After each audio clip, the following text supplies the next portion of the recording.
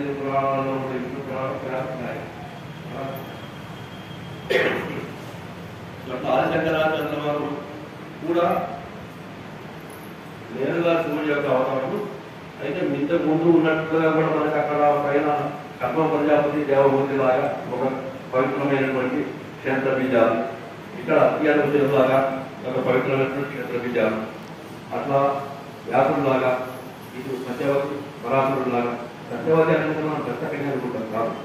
సత్యవతి అనే ఆమె చేతి దేశానికి రాదైనటువంటి వసుమహారాజు కూతురాలు. ఆమె పొరపాట్ల వేరే పద్ధతిలో ఒక వేస్తకులంలో పెంచబడుతుంది. తర్వాత పెరిగినందువల్ల కొన్ని లక్షణాలు అక్కడ వచ్చినప్పటికీ మళ్ళీ చంద్రుడిని చేసుకున్న తర్వాత ఆమెకు అన్ని రాజలక్షణాలు వస్తాయి. ఆమె పాలించే విధానం కానీ, అక్కడ ఉండే వాళ్ళకి ఇచ్చినటువంటి సూచనలు కానీ, ఆజ్ఞలు కానీ రాజకీయంగానే ఉంటాయి. సో అటువంటి గర్భంలో పుట్టినవాడు వేదవ్యాసుడు. ఇక్కడికి వచ్చిన తర్వాత శంకరాచార్యుల వారు జరిగిన దానికి కూడా సరైనటువంటి క్షేత్రము బీజము ఏర్పడాలి. ఇది అక్కడ ఉన్నటువంటి పూజ. అయితే ఇక్కడ శంకరాచార్యుల వారు జన్మించడానికి అవసరం ఏముంది ప్రస్తుతానికి కూడా అంటే మనకు భగవద్గీతలో శ్లోకం ఉంది. యదా యదా ధర్మస్య గ్లానిర్భవతి భారత. ఎక్కడెక్కడైతే ధర్మానికి గ్లాని జరుగుతుందో, లోపం జరుగుతుందో అక్కడల్లా కూడా తదాత్మానం సృజామ్యహం, నేను నా ఆత్మ నన్ను నేను సృష్టించుకుంటాను. ఆయన సృష్టించేవాడు వేరే వాడు కాబట్టి ఆయన అక్కడ మీకు ప్రవేశాన్ని జ్ఞానబోధ చేయాల్సిందో లేకపోతే ఆధునిక గుణాలు ఉన్నవాళ్ళు చెప్పాల్సిన అర్థం జరుగుతుంటే మీకు రావణాసుడు వేదాలు చదువుకున్నాడు, వేదాలు నమ్మాడు, దాని ప్రకారం పెట్టాడు. ఇక్కడ కృష్ణుడు వేదాలు చదువుకున్నాడు, దాని పూర్తిగా నమ్మాడు, దాని ప్రకారం పెట్టాడు. వాళ్ళకు ఉండేటటువంటి శాపవశాత్తు వాళ్ళకు వేరే కొన్ని లక్షణాలు ఏర్పడి విష్ణుమూర్తితో సావాల్సి ఉంది కాబట్టి తెలిపారు. ఈ విద్యాభ్యాసం వరకు కానీ దాన్ని నమ్మే విధానం వరకు కానీ ఏ రకమైనటువంటి లోటుపాట్లు లేవు. అన్నితం దగ్గరకు వచ్చినప్పటికీ ఏమిటంటే ఒక విద్యా స్వరూపాన్ని నాశనం చేయాల్సి వచ్చింది. ఇది గమనించుకోవాలి. నాశనం చేయాల్సి లయం చేయాల్సి, లయకర్త కూడా శివుడే కదా. ఈ లయం జరగాలంటే శివుడే రావాలి కాబట్టి అప్పటికి భారతదేశం నుండి క్రీస్తుపూర్వం దాదాపు 5వ శతాబ్దం అనుకోండి, 4వ శతాబ్దాల కాలంలో ఇక్కడ మన భూలోకంలో జరుగుతుండగా పైన కైలాసానికి దేవతలందరూ వెళ్ళి అయ్యా మనది భర్త దేశం ఏదైతుందో అది దేవభూమి, పవిత్ర భూమి, కర్మభూమి. అక్కడ వేదానికి వ్యతిరేకంగా వేదం యొక్క కాన్సెప్ట్ అంటే కదా మూల సిద్ధాంతం ఏదైతుందో దానికి వ్యతిరేకంగా అనేకమైనటువంటి ప్రచారాలు, అన్వయాలు, ఆచారాలు జరుగుతున్నాయి. కాబట్టి దాన్ని మీరు తప్ప వేరే వాళ్ళు సంధించలేదు కాబట్టి మీరు ఎట్లాగైనా సరే కూరుకోవాల్సిందే అంటే ఆయన నేను త్వరలోనే వస్తాను, కరెక్ట్గా అంటే సమయం తీసుకొని వస్తుంటుంది. ఎప్పుడైనా కూడా మనకు విష్ణులలో కొనింటే సెలవు పెట్టి వెళ్ళొచ్చి, రేపకు కొనింటే మళ్ళీ రేపు సెలవు పెట్టి వెళ్ళొచ్చి అట్లా చేయండి కదా. మనం ఒక 4 పనులు చూసుకొని ఒకసారి అక్కడికి వెళ్ళి మొత్తం చేసుకొని వస్తాం కదా. సో అట్లా ఏమైతుందంటే ఏ అవతారమైన విషుడు అండి వాళ్ళు అడగంగానే రాదు.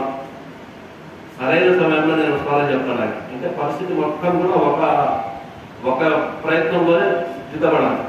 అది దాని వెనకాల ఉద్దేశం. అన్ని వాళ్ళ పైకి పెట్టండి, పడిన తర్వాత నుంచి మొత్తం చెట్టు చెప్తూ ఇది విషయం. అట్లా ఈయన కూడా ఏం చేస్తారంటే ఇంకా కొంత ఉంది టైం, అది వచ్చిన తర్వాత నేను స్వయంగా నేనే వస్తాను, నేనే వచ్చి ఆశ్రమాలు స్థాపించి, పీఠాలు స్థాపించి, శిష్యులను స్థాపించి ఎక్కడెక్కడ బోధన అవసరమో, ఎక్కడెక్కడ క్షేత్ర పీఠాలు ఉద్ధరించబడాల్సి ఉన్నాయో, ఎక్కడెక్కడ గ్రంథ రూపేణ జ్ఞానం విస్తరించాల్సి ఉందో, ఎక్కడెక్కడ పీఠాలు ఏర్పరచాల్సిందో వీళ్ళని చేస్తారని మీరు ఎందుకోవడం చెప్పారు. అది అక్కడ నుండి సో వాళ్ళు దేవతలు ఏమి ఇక్కడ జరుగుతుందని గ్రహించి కైలాసానికి వెళ్ళారు అంటే ఇక్కడ బౌద్ధ మతం పేరు ఉంటుంది. మనకు మామూలుగా బౌద్ధ మతం అనగానే మనం హిందూ మతంలో భాగమనం లేకపోతే బుద్ధుడి ఫోటోలు పెట్టుకొని చేస్తుంటాం. కానీ బౌద్ధ మతం కొట్టిన దెబ్బకు హిందూ మతం ఇప్పటిదాకా రావాలి. బౌద్ధ మతం కానీ జైన మతం కానీ బౌద్ధులు వేదానికి వ్యతిరేకం. మనం వేదాల పట్ల పాలించిన దైవతత్వానికి వ్యతిరేకం. వాళ్ళు వేదాలను కానీ ఉపనిషత్తులను కానీ పక్కనటువంటి వాటిని దేని కూడా నమ్మరు. వాళ్ళకు ఆ పిటకాలు ఉంటుంది. ఈ పిటకాలు చెప్పి ధర్మ పిటకము, సూత పిటకము ఉంటుంది. ఈ పిటకాలలో వాళ్ళు రాసుకున్నవి ఏవో ఉంటుంది.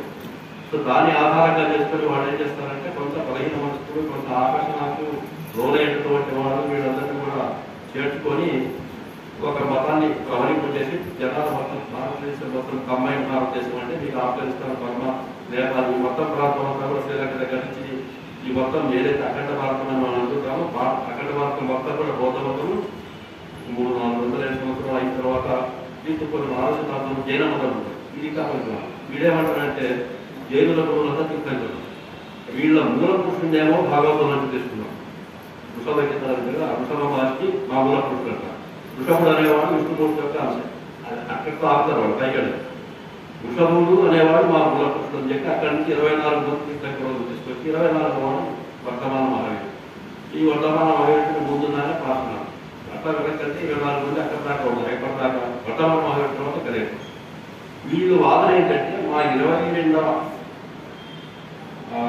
తీర్థంకరుడి సూచన మేరకే కృష్ణుడు భగవద్గీత చెప్పాడా అని ఒక వాదన వాడు ప్రచారం చేసుకుంటారు, వాడే నమ్ముతారు, వాడే సపోర్ట్ కొట్టుకుంటారు నడుస్తుంది. ఇక్కడ దాకా వాడు ఎటువంటి వచ్చిన తర్వాత దీన్ని కూడా నిర్మూలించాల్సిన అవసరం ఏర్పడింది. ఇట్లాంటివి ముందు బౌద్ధమతం వచ్చినప్పుడే రాలేదు ఆయన. జైనమతం కూడా వచ్చి 2,200 నుంచి కమ్ముకున్న తర్వాత హిందూ మతానికి అప్పుడు ఏదైనా సరే మనము చిన్న గాయం జరిగినప్పుడు మనం దానికి చూస్తే మనకి తెలియదు. బాగా శక్తికి వచ్చి దాన్ని తీయాలనే పరిస్థితి వచ్చిన తర్వాత ట్రీట్మెంట్ చేస్తే రైతులు అనుకుంటుంది. సో అట్లా ఆ స్థితికి సమాజం ఏర్పడిన తర్వాత మీకు నందుల వంశంలో మహానందుడు ఈ కళానందుడు మహానందుడు అక్కడ ఉండేటువంటి మౌర్య సామ్రాజ్యాలు, అప్పటికి మౌర్య దగ్గర ఈ పాటలీపుత్ర సామ్రాజ్యంలో ఉండేటటువంటి రాజధాని భారతదేశం మొత్తాన్ని చెప్పాల్సిందేవాడు. ఆయన ఈ ప్రజలందరూ బౌద్ధులైనప్పటికీ ఆయన ఒక్కడే ఏమీ చేయలేక ఆయన కూడా నేను బౌద్ధుడని చెప్పడం మొదలుపెట్టాడు. ఆయన చనిపోయిన తర్వాత ఆయనకి మొలకాడలో చిన్న వెండి దేవతలు ఉండే డబ్బా, ఆ డబ్బా తీసుకొచ్చి చివరిగా ఉంది. తర్వాత ఏంటి అయిందని చెప్పి ఆయన రోజు అభిషేకం చేసుకొని బయటకు రావడానికి కొరువు కూడా ఉండేది నాడు ఆయన పాపశైవుడు అని చెప్పారు వాడు. అంటే అంత శైవుడు, అంత వీరశైవుడు, అంత భక్తుడు అన్నటువంటి వాడు కూడా ప్రజలలో నేను రాధయుడి, నేను శైవుడే చెప్పుకునే పరిస్థితి లేదు అక్కడ.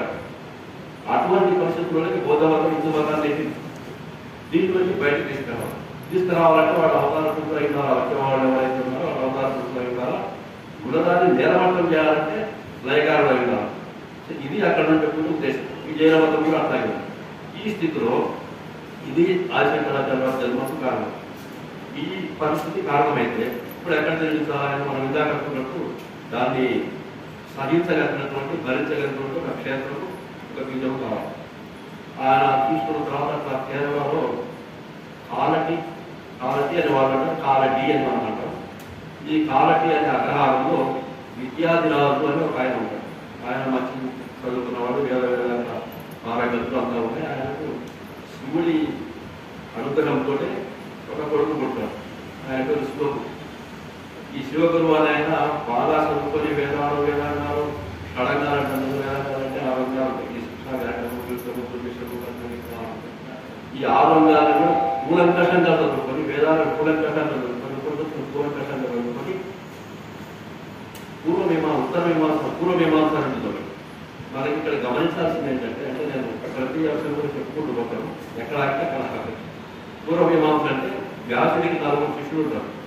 4గురిలో ఒక ఆయన మనకు తెలుసు, వైద్యం వాచ ఆయన. దాని తర్వాత పైపులు ఒక ఆయన ఉంటారు, తర్వాత సుమంతుడు ఒక ఆయన ఉంటారు. 4 ఆయన జైని. ఈ జైని మహర్షి ఆయన బాగా తత్వాన్ని దర్శనం చేసినవాడు. ఆయన ఏం చేస్తారంటే కొన్ని చోట్ల వ్యాసులు రాసిన దానికి ఆయన వేదాంతం కానీ ఆయన సూత్రం రాసిన సూత్రాలు భాషలు జైని స్థాయిలో ఉన్నవాడు భాష అవసరం లేదు. ఇందాక మనం అనుకున్నట్టు చూడగానే తెలిసిపోతుంది వాళ్ళ భాష అక్కర్లేదు. వేదం కూడా మొదట్లో వాళ్ళకి ఏదెక్కడో ఖర్చు కాబట్టి విభజన చేయలేదు. తర్వాత వాళ్ళు విభజించుకోలేదు, ఏదెక్కడ ఒకదాని ఇంకొకటి వాళ్ళతో 2 రకాలు చేసుకుంటూ ఇక్కడ అక్కడ ఇంకోటి ఇబ్బంది అవుతుందనే ఉద్దేశంతో ఈ కన్ఫ్యూజన్ జరుగుతుందనే ఉద్దేశంతో వేదాన్ని విభజించారు వాళ్ళు కదా. వాళ్ళ స్థాయిలో విభజించాల్సిన అవసరం లేదు. ఆ సమయంలో ఈ జైమిని మహర్షి ఏం చేశారంటే వ్యాసులు ప్రతిపాదించినటువంటి కొన్ని సూత్రాలకు ఈయన భిన్నాభిప్రాయం తెలిపారు. ఆ తెలిపిన భిన్నాభిప్రాయం ఒక మీమాంస పద్ధతిలో వచ్చింది. మీమాంస అంటే రకరకాల కార్యక్రమం వ్యాపారం, దాన్ని పూర్వమీమాంస మొదటి మీమాంస. వ్యాసుడికి తెలిసిన తర్వాత వ్యాస పెద్ద గ్రంథం పూర్వమీమాంస అని పెద్ద గ్రంథం చదివేవాడు కూడా 4 ఏళ్ళు 5 ఏళ్ళు అదే పద్ధతి దాన్ని అంటే ఒక స్థాయికి వచ్చిన తర్వాత వాళ్ళు శాస్త్రం చదివేటప్పుడు పూర్వమీమాంస శాస్త్రం చదవాలంటే దాదాపు 4-5 ఏళ్ళు పట్టేది. అంత పెద్ద గ్రంథం అది వ్యాసుడికి తెలిసిన తర్వాత వ్యాసుడు ఏం చేశాడంటే దాన్ని ఖండిస్తూ ఇంకొక మీమాంస రాశాడు. దాంట్లో ఉత్తర మీమాంస. ఈ 2 కూడా శాస్త్రం. అయితే ఉత్తర మీమాంస పూర్వమీమాంస రాకుండా అది చాలా దాంట్లో ఒక 100 వంతులతో ఉంటుంది. మేధావులు చెప్పదలుచుకున్నప్పుడు సూక్ష్మంగా చెప్పేసుకుంటారు అయిపోయింది. సో కానీ వీళ్ళ గురు శిష్య బంధం ఎక్కడ దెబ్బతినలేదు. ఆయన ఈ స్థితికి వచ్చిన తర్వాత ఈ షడంగాలు ఈ శాస్త్రాలు జరిగిన తర్వాత ఈ మీమాంస శాస్త్రం కూడా మన శాస్త్రం శివగురు అని ఆయన చాలా అందంగా కలుగుతాయి. ఆ శాస్త్రంలో బాగా పేరు ప్రఖ్యాతం చెంది ఉంటాయి. సరే ఆయన బాగానే ఉన్నాడు, ఇంకా పెళ్లి చేసుకునే వయసు వచ్చిందని చెప్పి తండ్రి గారు ఏం చేస్తారంటే ఆ పక్క గ్రామం ఇంకొక అగ్రహారం ఉండేటటువంటి ఆర్యాంబ అనే ఒక అమ్మాయిని తీసుకొచ్చి పెళ్లి చేస్తారు. సరే పెళ్లి చేసిన తర్వాత సరే ఈయన ఉపన్యాసాలు, ఈయన ప్రవచనాలు, ఈయన గుర్తురాలు నడుస్తుంటే కానీ వాడు సంతానం కలగదు. ఈ సంతానం కలగకపోతే తర్వాత ఇతరులకి మిగలని చెప్పి సంతానం కోసం వాళ్ళు ఏం చేస్తారంటే వడకనాడులు అని చెప్పి మన అంటే ఇష్టూరు పాత్ర వడకనాడులు అని ఉంటారు. మన పాత్రలో చెప్పాలంటే ఉషభాచరేశ్వరుడు. ఆ ఉషభాచరేశ్వరుడు ఉన్నటువంటి శివుని ఆ వడకనాథ స్వామిని గురించి అక్కడే నివాసం ఉండి అక్కడే తపస్సు చేసుకుంటూ చాలా ఘోరమైన తపస్సు చేసిన తర్వాత ఆయన స్వప్న దర్శనం ఇచ్చి నేను మీ కొడుకుగా పుస్తాను అట్లా అనుకుంటాను, మీకు బాగా జ్ఞానం ఉంది, అల్పాయుష్మైనటువంటి వాడు కావాలి, ప్రపంచ ప్రఖ్యాతికి తన జ్ఞానంతో మిగిలిన వాళ్ళని ప్రభావితం చేస్తూ అల్పాయుష్మైనటువంటి కావాలా, మూర్ఖులైనటువంటి వాళ్ళు అనేక మంది కావాలని ఒక ప్రశ్న వేస్తాడు శివుడు. చేసిన తర్వాత ఈయన ఉంటే మామూలుగా చదువుకున్న వాడే కదా కాబట్టి నాకు అల్పాయుష్మైన పర్వాలేదయ్యా జ్ఞాని కొడుకు అని చెప్తే సరే అని చెప్పి ఆయన తర్వాత ఈయన తర్వాత భార్య గారి విషయం చెప్తాను. భార్య కానీ ఈయన కానీ అల్పాయుష్యం అంటే ఏ సంవత్సరానికి ఎవరు చర్చించారు అక్కడ బాగుంటుంది. తర్వాత ఒక శుభముహూర్తంలో మనకు తెలిసి వైశాఖ శుద్ధ ఈరోజు చెప్పినాడు అది జన్మనిస్తాడు ఆయన. సరే ఆయన పుట్టిన తర్వాత మొదటి సంవత్సరం అంతా కూడా ఆయన ఒక్క సంవత్సరం నిండేటప్పటికే అక్షరాలు గుర్తుపడతాం వచ్చేస్తున్నాయి. వాళ్ళ మలయాళం సంస్కృతి భాషలో ఉంటుంది కదా, అక్షరాలు గుర్తుపడతారు. రెండవ సంవత్సరం నిండేటప్పటికీ చదవడం వచ్చేస్తుందని మొత్తం. మూడో సంవత్సరం నిండేటప్పటికీ కావ్యాలు పురాణాలు చదివి అన్వయం చేసుకోవడం కూడా వచ్చేస్తుంది. ఈ అబ్బాయి చాలా దూకుడు మీద ఉన్నాడని ఉద్దేశంతో ఇక రెండేళ్ళంటే కానీ చాలా ఆనందంలో ఐదేళ్ళు అయితే కానీ మనం మిగిలేదు కదా ఉపయోగం చేసి ఈ తండ్రి దగ్గర మిగిలిన నేర్చుకుంటూ 2 సంవత్సరాల కాలం వచ్చిన తర్వాత 5 ఏళ్ళకి అక్కడ ఉండేటప్పుడు గురువు దగ్గర చేరుస్తుంది. గురువు దగ్గర చేరిస్తే గురువు చెప్పినట్టు ఏదైనా వచ్చేస్తున్నాను. కొంతకాలానికి గురువుకే డౌట్ వచ్చింది, అసలు ఇక్కడ విద్య చెప్పడానికి సరిపోతానా అని డౌట్ వచ్చింది. ఆయన సరదా 2 సంవత్సరాలు 3 సంవత్సరాలు ఆయన దగ్గర బాగా చదువుకున్న తర్వాత ఈ అబ్బాయికి 8 ఏళ్ళు వచ్చిన తర్వాత ఈయన ఇక్కడికి చాలా తగినంత విద్యా సముపార్జన చేశాడు కాబట్టి ఈయన ఇంకా మనం ఏదైతే అనుకున్నామో ఆ దాంట్లో మార్పులకు మణించాలనే ఉద్దేశంతో శిష్యులు వస్తాడు. ఈ దదీచి గౌతముడు వ్యాసుడు అట్లా ఒక 40 దృష్టిలు వేరే వాళ్ళు తీసుకొని అక్కడికి వచ్చి ఇలా ఇంటికి వస్తే వీళ్ళు మామూలు అసలు లేదు కాదు. ఈయన 3 ఏళ్ల వయసు ఉన్నప్పుడే పాపం తల్లి చనిపోతే తల్లి ఒకటే ఉంటుంది. ఉపనయనం చేయాలంటే కూడా వేరే బంధువుల సహాయం తీసుకొని ఉపనయన కార్యక్రమం ముగిస్తుంది. తర్వాత ఏదో చదువులో పడతారు. ఆమె కూడా భర్త చనిపోయినటువంటి ఆ బాధలో శరీరాన్ని సృష్టింపజేసుకుంటూ ఉపవాసం ఉంటూ ఆ దైవ ధ్యాసలో గడుపుకుంటున్నారు. మంగళ కాత్యాయని దేవి అని చెప్పి ఆ గుడి ఉంటే ఆ అమ్మవారిని దగ్గరికి వెళ్తూ ఉంటుంది. అంటే ఒకసారి అక్కడ ఇవి గొట్లో బాగలేక అక్కడికి వెళ్ళకపోతే అర్చన చేయడానికి ఈ అబ్బాయి ఒక పాలపాత్ర తీసుకొని అయిన తర్వాత నైవేద్యం పెడితే అమ్మవారు స్వీకరించకపోతే అప్పటికి ఏడుస్తాడు. రోజు మా అమ్మ తీసుకొస్తుంది కదా తీసుకుంటాం, నేను ఎందుకు తీసుకోవట్లేదు. సరే అమ్మవారు ఈ ఇంత రోజులు శివుడు కాబట్టి అమ్మవారు ఏం చెప్తుంది, దాన్ని స్వీకరిస్తుంది. మళ్ళీ ఏడుస్తుంది. ఎందుకు ఏడుస్తున్నావు అంటే మొత్తం నువ్వు తాగేస్తే ఎట్లా నాకు ప్రసాదం అవసరం లేదా. సరే ప్రసాదం కూడా ఇచ్చిన తర్వాత అంటే ఒక మార్పు అంటే చెప్తుంది తర్వాత. సరే 5 ఏళ్ళు 8 ఏళ్ళు అయిన తర్వాత మనుషులు వస్తారు. మనుషులు వచ్చి ఇదంతా పప్పాల మంది పెడితే ఇంతవరకు మేము ఆలోచించలేదు, అసలు మా వాడి అభిప్రాయం ఎంత మీరు చెప్పండి అంటే మీ వాడికి 8 ఏళ్ళు అమ్మాయి అయిపోయినాయి, కాకపోతే ఇక్కడ కార్యక్రమం ఉంది కాబట్టి మేము ఒక 8 ఏళ్ళు వయసు ఇస్తాం, ఆయన ఇంకొక అభిప్రాయం పెంచుతాం, ఇంకొక 8 ఏళ్ళ పాటు 16 వయసు తర్వాత ఇంకేదన్నా జరిగితే ఇంకొక 16 పెరిగే అవకాశం ఉంది, అంత మించి ఉండదండి. సరే బాధపడాలని చేసేది తెలియదు కాబట్టి ఇక్కడ ముందుకు వెళ్ళిపోతా. ఈయన సన్యాసం తీసుకుంటే కానీ కుదరదు కదా, నేను సన్యాసం తీసుకుంటానని అంటారు. వాళ్ళు అమ్ముకోరు. ఇప్పుడు మనకి బ్రహ్మచారులు సన్యాసం తీసుకోవాలంటే సంధ్యానం కావాలి, గృహస్థులు తీసుకోవాలంటే భార్యను తీసుకోవాలి. వాళ్ళను వదిలేసి మనం ఎవరైనా సరే సన్యాసం తీసుకునేదానికి ఉండదు. ఆశ్రమం మారేటప్పుడు అంతకుముందున్న ఆశ్రమంలో ఎవరైతే మనల్ని కనిపెట్టి ఎవరైతే మన ఎవరి మీద అయితే మన బాధ్యతలతో వాళ్ళ అనుమతి తీసుకోవాలి. ఇది పద్ధతి. అక్కడ అవి ఒప్పుకోకపోతే సరే ఈయనగా వాదిస్తాను వాదిస్తుంది ఒకరే కొడుకులుగా లేకపోతే నాకు ఏదన్నా అయితే నాకు చేసేది ఎవరు అనారోగ్యం అంటే మంత్రుల పట్ల చేసేది ఎవరు ఫైనల్గా నేను ఏదన్నా కైలాసవాసిన అయిపోతే నాకు మరొకరు పెట్టేవాడు కూడా వేడు కదా అని ఇప్పుడు వెళ్ళిపోతే నా పరిస్థితి ఏంటంటే సరే ఆయన ఉన్నట్టే ఉంటాడు కానీ ఒకరోజు పక్కన బట్టి ఆ నదిలో స్నానం చేస్తూ గట్టిగా కేకలేస్తారు ముసలి పడుతుంది. ఈయన తెలుసాలకు వారి శంకరుడు అవతారం ముసలి పట్టుకుంటే ఏమీ చేయలేదు. కానీ ఒకసారి కొడుకు వచ్చిన తర్వాత బయటకు వెళ్తారు కదా అందుకని అక్కడికి వెళ్ళి చూస్తే ఈ ముసలి పట్టుకుని విడవట్లేదు నువ్వు నన్ను సన్యాసాశ్రమానికి అనుమతించినట్లయితే ఈ ముసలి సన్యాసం పట్టుకోదు కాబట్టి నువ్వు అనుమతించబడతావు. సరే నువ్వు బయటపడటం ముఖ్యం కదా అందుకని అనుమతిస్తున్నాను. అప్పుడే ముసలి వస్తుంది ఈయన బయటకు వచ్చేస్తారు. వచ్చిన తర్వాత సన్యాసం రెడీ అవుతుంది. ఇక కొన్నాళ్ళు ముహూర్తం కావాలి దేనికైనా కూడా. ఇలా ఉండగా కొన్నాళ్ళు తర్వాత కోరు ఆమె ఒకరోజు పాప మొదలుకున్న స్నానం చేస్తూ ఒకరోజు ఎందుకో అక్కడ దాకా నడిచి మళ్ళీ వెనక్కి వచ్చినప్పుడు చాలా అలసిపోయినట్టు అనిపిస్తే మీరేం చేస్తారంటే పూర్ణానదిని ప్రార్థించి ఆ నదీ దేవతను ప్రార్థించి దాన్ని తిప్పేస్తారు. మా ఇంటి దగ్గరికి ప్రవహించి మా అమ్మ రాలేకపోతుంది రోజు తెల్లవారినప్పటికి రాసుకుంటాం అది వచ్చేస్తారని చెప్పి తెల్లవారినప్పటికీ ఆ నది అంతా కూడా దారి మార్చుకొని వీళ్ళ ఇంటి గురించి ఉంటుంది పూర్ణానది. అట్లా ఈ మధ్యలో ఆయన 5-6 ఏళ్ల వయసున్నప్పుడే భిక్ష కట్టారు సార్. భిక్ష కట్టినప్పుడు అలా వెళ్తుంటారంటే మధుగా వృత్తి చేస్తుంటారు కాదు బ్రహ్మచార్య ఆశ్రమం ఉన్నట్టు మధు కొట్టుకొని వస్తానే అలా చేస్తుంటారు. ఒక ఇంటికి వెళ్తారు ఒక బ్రాహ్మణ ఇంటికి వెళ్తే అక్కడ విధంతులు వాళ్ళ దగ్గర ఏమి ఉండరు. ఆమె అయ్యా నువ్వు చూస్తే తర్వాత శంకరుడు లాగా ఉన్నది తేజస్సు కానీ నువ్వు మాట్లాడే విధానంగా చాలా గుర్తొస్తున్నావు వడ్డు అమరావతారంలో విష్ణుమూర్తిలాగా ఉన్నాయి నీకు ఏదో మొత్తం ఏదో ఉంటే మొత్తం ఇచ్చేద్దామని కానీ ప్రస్తుతం దాంట్లో ఏమీ లేదు నేనేం చేయాలంటే చూడమ్మా ఏదుంటే అది నేను తీసుకుంటాను నాకు ఫలాలని అంటే అవి ఇంటి మొత్తం తెచ్చుకుంటాను ఇసుక దొరుకుతున్నారు కూడా ఇదే దొరికింది నాకంటూ దీన్ని స్వీకరిస్తుందని చెప్పి ఆయన చూడలేదు.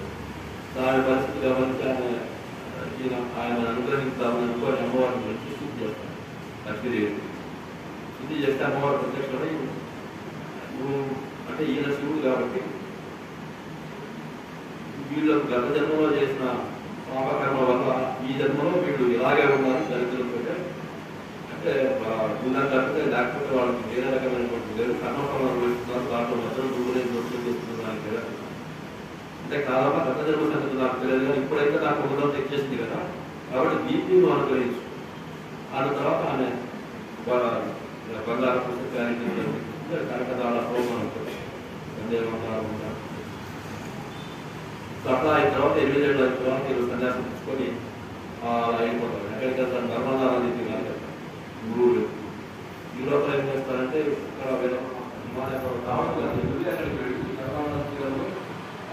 బహిష్మతి ఉంటుంది దాని వచ్చిన అక్కడ తీరాలను ఒక ఆశ్రమం మీద ఏర్పాటు చేసుకుని వస్తారు దాన్ని మళ్ళీ అక్కడ ఎరకమైనటువంటి నారాయణ చేయకుండా సమయాన్ని వృధా చేయకుండా తక్కువగా ఉంది వెంటనే శిష్యులుగా స్వీకరించడం చెప్తే ఆయన అక్కడ నర్మదా ఈయన అక్కడికి చేరుకొని మనకు అక్కడే ఉన్నాడని సంగతి గ్రహించి ఆ ముందు 3-4 ప్రశ్నల నుంచి ఒక నమస్కారం తెలుస్తున్నాడు. అంటే మనకు తర్వాత కాబోయేటువంటి ఒక జగదుడు కూడా తన గురువు ఎట్లా సన్మానించాలని ఇక్కడ మనం పట్టుకోవాలి. అప్పటికే ఆయన చాలా చేసుకున్నాడు, చాలా ప్రదర్శన చేసుకున్నాడు ఉన్నాయి కదా. అంత ఉన్నా కూడా ఆయన తన గురువు అక్కడ ఉన్నాడని గ్రహించగానే రోజుకు ప్రదర్శన చేసి గుహముఖ ద్వారా నమస్కారం చేసుకుంటే రోజు నమస్కారం తర్వాత ఆ పాదాలను బయటకు పెడితే ఆ పాదాలను నమస్కారం చేసిన తర్వాత ఆయన పెడతారు. బయటకు వచ్చి ఆశ్రమం ఉంచుకున్న తర్వాత కొంతకాలం అంటే నెల 2 నెలలు అయిన తర్వాత నర్మదానికి వరదలు చక్రంపై జనాలంతా అరగా చేస్తారంటే తన యోగ శక్తితో ఈ వరద జలాలంతా కూడా సమాజంలో నింపుకున్న తర్వాత కోరిక భగవత్పాదాన్ని గమనించి ఇతను యోగశక్తి అనేది ఉన్నది కాబట్టి మనం ఇంకా విద్యాలు ఆయన అక్కడ వేదాలను ఉపనిషత్తులు చెప్పాల్సిన పూర్తిగా పరిపూర్ణమైన విద్యావంతులైన తర్వాత ఈ కోరిక రావడానికి కాశీకి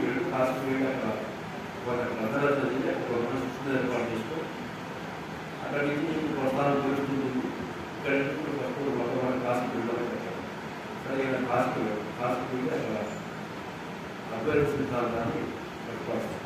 ఇక్కడ మనకి స్మృతి పురాణ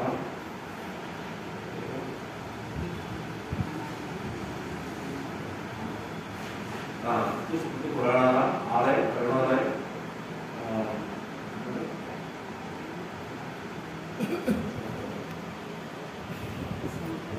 స్మృతి పురాణ ఆలయం కరుణాలయం నమామి భగవత్పాద శంకర్ యోగ శంకర్. ఏమవుతుందంటే మనము ఈ పాయింట్ వరకు దాన్ని ఎట్లా ఉంచుకుంటే మనం శంకరాచార్య ప్రవర్తిస్తున్నట్టు లోకం యొక్క నిర్మాణ మతాన్ని చూసుకుంటే ఒకటి స్మృతి వేదం, తర్వాత స్మృతి అంటే ఒక కోడా ఇలా స్మృతి అంటే మొత్తం విషయం. పురాణం అంటే మన ధర్మబోధ చేసి మనకి ఎక్కడ ఉంటుందంటే వేదాలు క్రమసంహితం అని చెప్పి ఒక గూడ ఒక అడ్మిషన్ గూడు చెప్తాడు. ఇలా క్రమసం చేసుకోవాలి అది గూడు. తర్వాత మనకి పురాణాలు చూస్తాం ఇలా అవే చేస్తాయంటే నెమ్మదిగా బాగుంటుంది ఇష్ట బాగుంటుంది నేరాలు బాగుంటుంది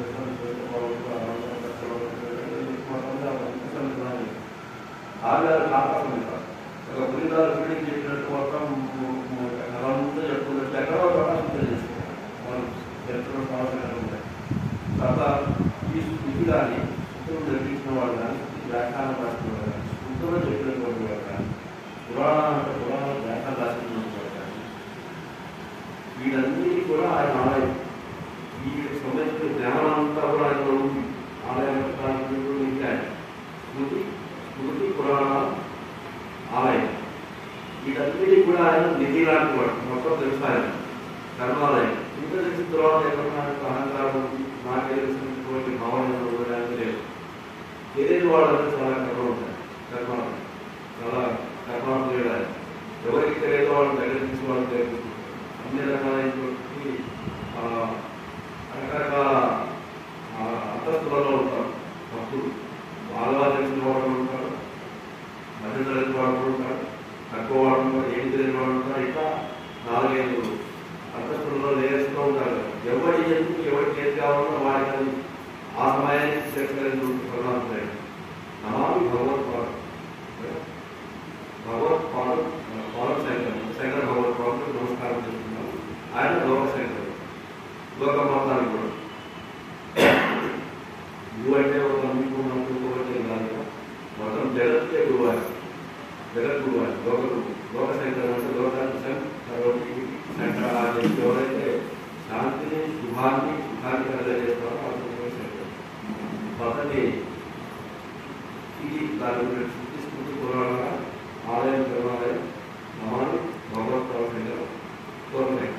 దాని పేరు ఆయన ఉన్నటువంటి ఒక స్తోత్రానికి ఉండరాదు. ఇలా వచ్చిన తర్వాత ఇలా కాశీ వెళ్ళిన తర్వాత కాశీలో కొంతకాలం ముందు అద్వైత సిద్ధాంతాన్ని చెప్పుకోవచ్చు. అద్వైత సిద్ధాంతం అంటే ఒకటి అని చెప్పాలి, ఏకాలని చెప్పలేదు. 2 కారణం మనకు ఒకటి ఏకమేవ ద్వితీయం, ఏకం ఏవ అద్వితీయం. ద్వితీయం లేనటువంటి 2 ఖాళీ ఏదో అది అద్వైతం. ఒకటే ఏకా ఒకటి. మనం 2గా భావించినటువంటి జీవుడు లేదా దేవుడు ఇద్దరు వేరు కదా, 2 ఒకటే. జీవాత్మ పరమాత్మ 2 ఏకీకృతమైనటువంటి స్థానం ఏదైతుందో అది అద్వైత సిద్ధాంతం. ఈ అద్వైత సిద్ధాంతాన్ని ప్రతిపాదించి ప్రచారం చేస్తుంది. అక్కడికి వెళ్ళిన తర్వాత ఈ క్లాసులో ఒక శిష్యుడు చేరుకున్నారు.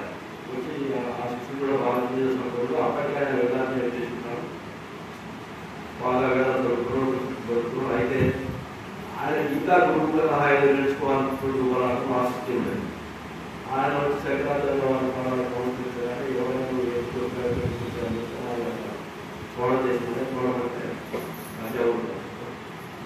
కానీ చెప్తాను నేను మీ దగ్గర నుంచి విద్యార్థులు చేద్దామని ఉద్దేశంతో వచ్చాను చెప్తే ఆయన సన్యాసం ఇచ్చి ఈయనకు స్టూడెంట్ అలా స్టూడెంట్తో పాటు ఈయన చూసుకుంటున్నాడు.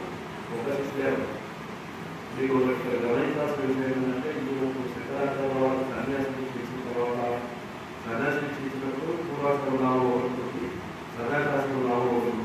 ఇప్పుడు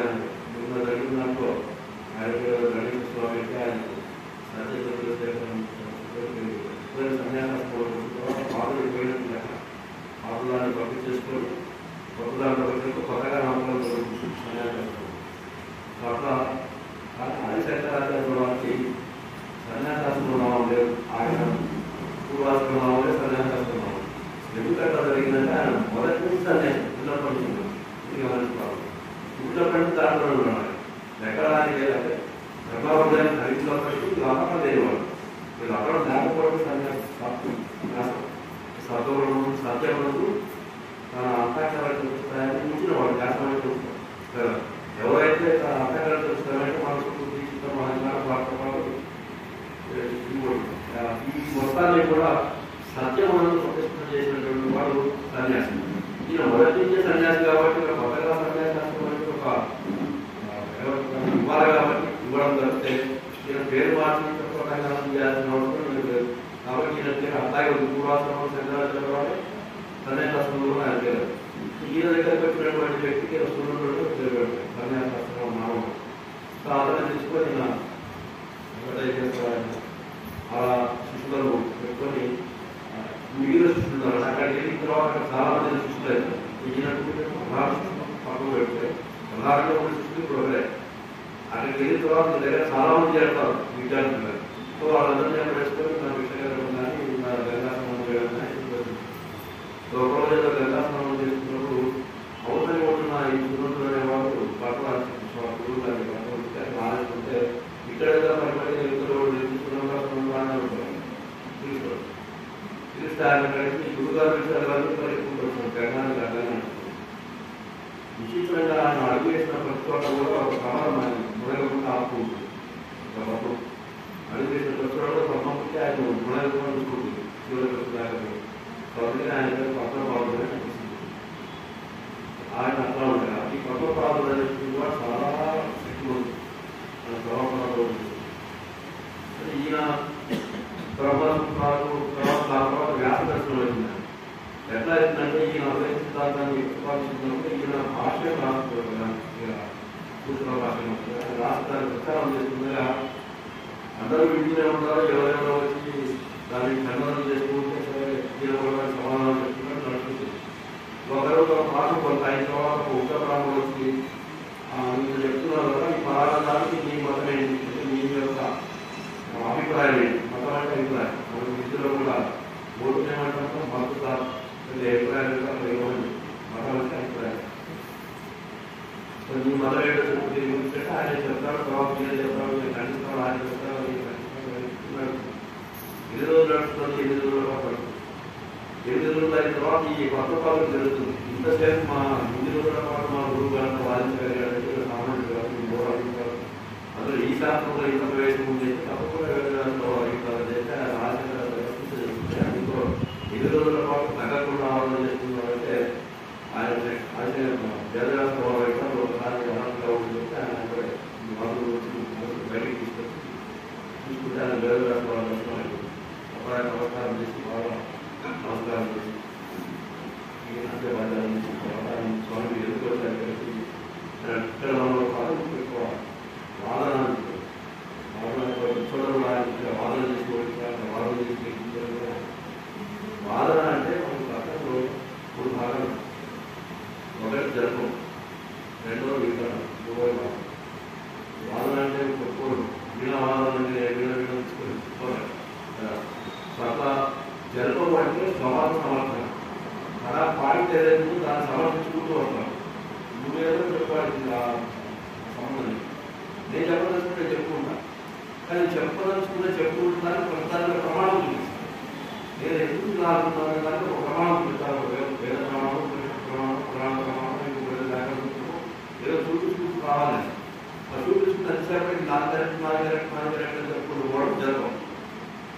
తర్వాత నీ తప్పు అని చెప్పడం ఇక్కడ నువ్వు ఏం చెప్పినా సరే నువ్వు చెప్పింది పలానా అంతకాలం తప్పు, నువ్వు చెప్పింది పలానా అంతకాలం తప్పు, నువ్వు చెప్పింది పలానా అంతకాలం తప్పు అని చెప్పడం ఇక్కడ మనం కూడా వింటున్నాం.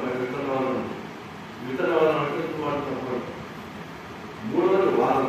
వాదన అంటే విషయ సమర్థన. మనం ఏది చెప్తున్నా కూడా అసలు పాయింట్ సమర్థించాలి.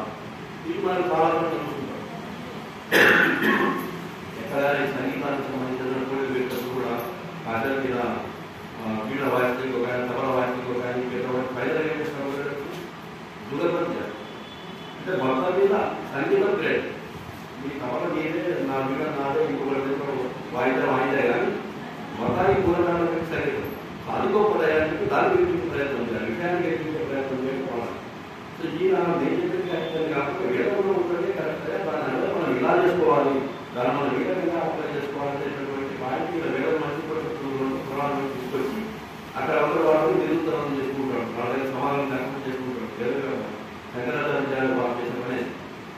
ఇంకా వేరే రాసిన వాళ్ళు ఇది రాసిన ఇది బాగానే ఉన్నాయి బాగా చూసారు భాష కానీ బ్రహ్మసూత్రంలో భాష కానీ దాని తర్వాత ఉపనిషత్తులు భాష కానీ దాని తర్వాత భగవద్గీత కూడా భాష కానీ ఇవన్నీ కుమారుల పట్టు అని చెప్పి ఒక ఆయన ఉంటాడు అక్కడ అదే మహేశ్వరి పట్టణం నువ్వు ఆయన గురించి ఆయన పూర్వమీమాంస శాస్త్రం పండిస్తాక ఆయన దురాన్వయాలు చేసి జనాలను పట్టుదల పట్టుకున్నాడు చిన్న భాషలు రాయడానికి ఒక టైం తీసుకున్నాడు ఆయన రాసిన తర్వాత 4 సంవత్సరాలు టైం తీసుకున్నాడు వేరే రాష్ట్రాలు కష్టపడికి నవస్తానం లేదు అప్పటికి ఒక ముఖ్య శిష్యులు అనేక మంది గౌరవ తీసుకుంటారు పట్ల వాళ్ళందరూ 16 ఏళ్ళ వయసు అక్కడ మహేశ్వరి పట్టణానికి అక్కడ కుమార్ బయట కాశీలో ఆయన ప్రయాగ దగ్గరికి వచ్చి ఆయన ఈవెంట్స్ స్నానం చేసిన తర్వాత ఒక వార్త వస్తుంది ఏమైందంటే వేదవ్యాపార పాలనకు ఎవరైతే పూర్వమీమాంస శాస్త్రజ్ఞులు ఉన్నారో ఎవరైతే దుఃఖమైనటువంటి యజ్ఞయాగాలను పునరుద్ధరించి కేవలం సంధి అభిప్రాయం చేశాక ఎవరైతే ఈ దేశ మతాలను నిర్మూలన చేసిన చివరిదాకా కూడా ప్రయత్నించాడు అటువంటి కుమారుడు తుషార్కి ప్రవేశం చేస్తున్నాడు తుషార్కి అంటే కొట్టు దాచుకోలేదు చూసాడు కొట్టు మొన్న ఆత్మూడు దాంట్లో ప్రవేశిస్తున్నాడు దాన్ని అటు దాంట్లో ప్రవేశిస్తున్నాడు దీంట్లో ఇది మన గతంలో కూడా ఎవరో చూస్తాం మన సంవత్సరం జ్ఞాన సంబంధాలు ఇట్లా తుషార్కి ప్రవేశించారు ఇక తుషార్కి ప్రవేశం చేస్తున్నాడు అని అప్పటికైనా అక్కడ ఉంటాడు కుమారుడు అయితే మొదట్లో ఏం జరుగుతుందంటే శివుడు ఈ సంక్రాంతి వారి అవమానం వ్యక్తిలో ఉంటే కుమారస్వామి కుమారుడు పట్టుకోవడం చెప్పి అట్లాగే బ్రహ్మదేవుడు మరణించడం చెప్పి సరస్వతి దేవం భయవారం విద్యుత్ సుందరుడు అని చెప్పి ఒక రాజు అంటే గ్రౌండ్ ఏర్పాటు చేస్తాడు మనకైతే రామాయణంలో అన్ని దేవతాంశాలు కూడా వాళ్ళు అటు ఇటు గ్రౌండ్ తయారైంది ఆ గ్రౌండ్ తయారు ఈ కుమారులు అప్పటికే తుషారులు నిలబడి ఈ రెండు చూసినప్పుడు ఆయన తుషారి కంటే కూడా వీటిలో తేజస్కోలేకపోతున్నారు ఈ కుమారులు బట్టి పూర్వమీమాంస మీరేం చేస్తారంటే మీతో వార్తలు నిబంధన వార్తలు వార్తకం అంటే భాష్యానికి వ్యాఖ్య ఆ చదివిన ఒక వ్యాఖ్య ఈ భాష్యానికి ఒక వ్యాఖ్యానాన్ని వార్తకం ఈ వార్తలు రాయడానికి సూత్ర భాషానికి వస్తే నువ్వు ఇట్లా భక్తిస్తాను ఎందుకు వచ్చింది చూస్తాను చాలా బాగుంది ఈ భాష కానీ నేను ఇక్కడ ప్రతిజ్ఞ చేశాను ప్రాయశ్చిత్త ఆత్మాభివృద్ధి నేను 2 రకాల దోషాలు చేశాను అందుకని నేను బయటకు వస్తే నా శిష్యులు కానీ నేను మంచివాడిని చాలా ఉత్తముడి అనుకున్నటువంటి ప్రజలందరూ కూడా నా గౌరవం అవుతుంది నేనే ఇట్లా ఉంటే మిగిలిన వాళ్ళు ఎట్లా ఉంటారో అందుకని నేను ఈ ప్రతిజ్ఞను ప్రాయశ్చిత్త ఆత్మాభివృద్ధి నేను విడిచిపెట్టను దీనికి బాగానే ఉంది కానీ నేను ఒకవేళ దీక్ష తీసుకొని దీంట్లో దూకడానికంటే ముందు కనపడ్డట్టయితే సర్వపాప క్షయకరమైనటువంటి దర్శనం వల్లనే నా పాపం క్షయమయ్యేది అప్పుడు నేను దీంట్లో వచ్చినవాడు కాదు అని అంటాడు ఇది చేసిన దోషాలు ఏంటంటే 2 దోషాలు ఉంటాయి ఒకటి బౌద్ధ మతాన్ని నిర్మూలించాలని ప్రయత్నం నేను చేశాను చాలా వరకు ప్రయత్నం చేసిన తర్వాత ఒక దశకు వచ్చిన తర్వాత వాళ్ళు అంతర్గతంగా నిర్మించుకున్నటువంటి సిద్ధాంతాలు ఏవైతే ఉన్నాయో వాటిని ఖండించాలంటే వాటికి సంబంధించిన రహస్యాలు నాకు తెలియాలి రోజుగా ఆ విషయాలు నాకు తెలియాలి బయటపడిగా తెలుసుకోవడానికి ఖండించడానికి వీలుంది కాబట్టి శాస్త్రం పూర్తిగా తెలుసుకోవాలనే ఉద్దేశంతో బయట వాళ్ళకి చెప్పరు బౌద్ధకి చెప్తారు కాబట్టి నేను బౌద్ధ మతంలో చేరి చాలా తక్కువగా ఉన్నది వాళ్ళ సిద్ధాంతం పెట్టి వాళ్ళు ఏం మాట్లాడుతున్నారో ఎట్లా ఈ వైద్య ధర్మాన్ని తక్కువబడుతున్నారు అనేది గ్రహించి వాళ్ళ సిద్ధాంతం అంటే వాళ్ళ సిద్ధాంతాలు కూడా వాళ్ళు గ్రహించడం మొదలుపెట్టారు రెండోది వాళ్ళు నాకు పాఠాలు చెప్తున్నప్పుడు కూడా వాళ్ళు ఎక్కడెక్కడైతే వేదాలను చూస్తున్నారో ఎవరు చూస్తున్నారో అది చూసినప్పుడు వాళ్ళు నాకు అంటే నీళ్ళు వచ్చేది వాళ్ళు గ్రహించుకున్నారు నేను బౌద్ధుడి కాదు వైద్యుని అని చెప్పి సో దాన్ని గ్రహించిన తర్వాత వాళ్ళు నేను కనిపించే పద్ధతి కూడా వాళ్ళు వేదాన్ని కనిపించి వాళ్ళు ఇతర వరకు నేను ప్రమాణం చేసి వేదాలైన ప్రమాణమైనట్లయితే నాకు ఏ రకమైనటువంటి దెబ్బలు వెళ్ళకూడదని అనుకున్నాను. ఏదైనా నా పైన దెబ్బలు తగలేదా అది ఒకటి. రెండోది వచ్చేసి ఏంటంటే ఒక్క అక్షరం నేర్పిన వాడైనా సరే మన గురువు, ఒక అక్షరం నేర్పిన వాడైనా సరే గురువు. అటువంటి వాడు శాస్త్రం మొత్తం వాళ్ళు నేర్చారు. సో వాళ్ళకే గౌరవం చేశారు కదా నేను ఇదొకటి భావిస్తున్నాను. ఈ రెండు దోషాల వల్ల నేను రాసిన వేరే మాటలు నేను పుస్తకాన్ని ప్రవేశం చేశాను కాబట్టి నేను బయటకు మిగిలిన వాళ్ళు వేరే రకమైన చేశాను కాబట్టి నేను బయటకు అది రాసేవాడిని. ఇప్పుడు నువ్వు నేను చేయాలి, నువ్వే నాకు సాయం నాకు ప్రపంచంలో అడుగుతాను కుమారుడు. అడిగిన తర్వాత ఈయన ప్రపంచంలో ఉదయం స్వార్థానికి ఒక డైలాగ్ చూసుకొని చేస్తాను. చేస్తే కోరుకోలు ఏం చేస్తానంటే నువ్వు నిజంగా నువ్వు చేసుకోవాల్సింది నన్ను ఇంట్లో వాళ్ళ నచ్చుతాడు ఉన్నాడు, అతను ధర్మరాజంలో ఉంటాడు, అతను కులస్తూ నువ్వు అర్థం చేస్తే సమస్తం చేయించినట్టు లెక్క కాబట్టి వెళ్ళి అతను చేసుకోవాలంటే ఇతరులు ఉంటుంది. ఈయన అక్కడి నుంచి ఆ ఇతరులు తెలిసాక ఇతరులు పేరు మండలి.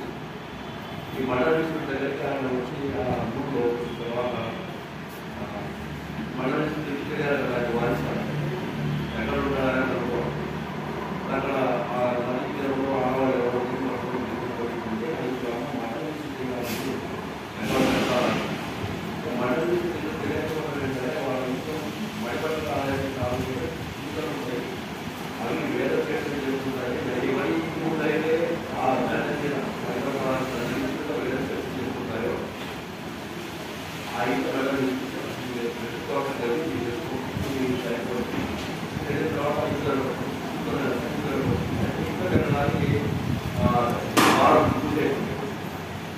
వారం ముందే ప్రవేశం ఉంటుంది. ఇప్పుడు ఏమంటారు యోగ శక్తి ప్రకారం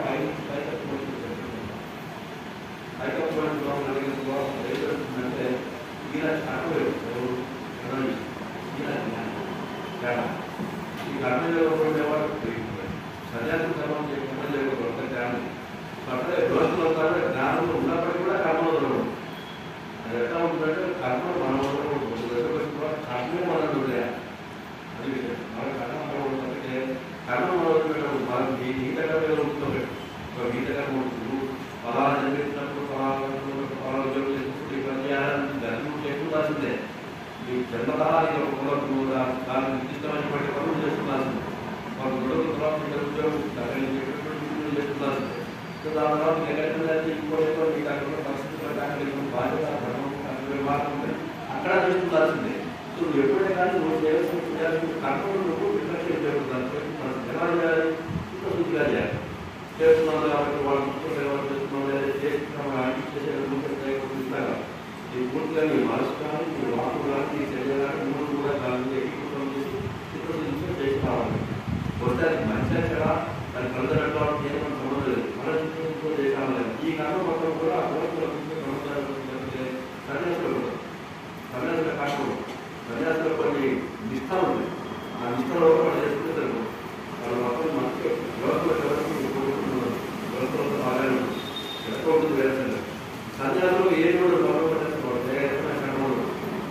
అట్లా ఈయన దిగేటప్పటికి పైకప్పుడు దిగేటప్పటికి ఈయన సాధారణంగా పెట్టుకుంటారు. మనసులో తండ్రికి సాధారణంగా పెట్టుకుంటారు. శ్రాద్ధం అంటే మనం శ్రద్ధ శ్రాద్ధ అంటే శ్రద్ధగా చేసినటువంటి శ్రాద్ధం ఏంటంటే ఏదో ఇట్లా కాకుండా మనం మన మన జన్మకు సంబంధించినటువంటి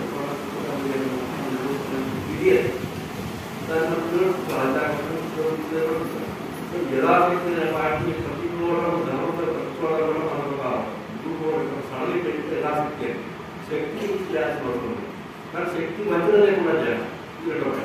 చట్ట ఆయన చేస్తుంటారంటే ఆయన చిత్రకార్యం చేస్తూ గొప్పగా వ్యాస మహర్షులు జైలు మహర్షులు పెట్టుకుంటారు. ఆయన తపస్సుకుంటున్నారు. యోగా తపస్సుకుంటున్నారు. గొప్పగా వ్యాస మహర్షులు జైలు మహర్షులు పెట్టుకుంటున్నారు. ఈ మధ్యలో ఎందుకు పెట్టుకుంటామంటే అంటే మనం సాధారణంగా రాబోయేకి ఎందుకు వచ్చేవాళ్ళు అక్కడ ప్రమాదం జరుగుతుంది. మీరు చెప్పిన దానికి మనం ఆయన కొంచెం పదవించాలని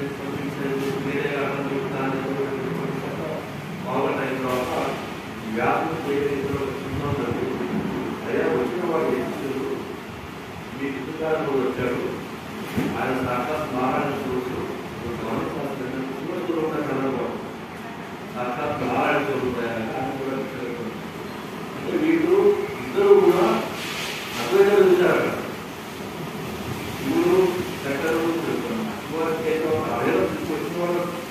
వాళ్ళు కూడా చెప్పింది వచ్చిన వాడు నారాయణ వచ్చిన వాడు నారాయణ అట్లాగే ఆయన భిక్ష పెట్టాను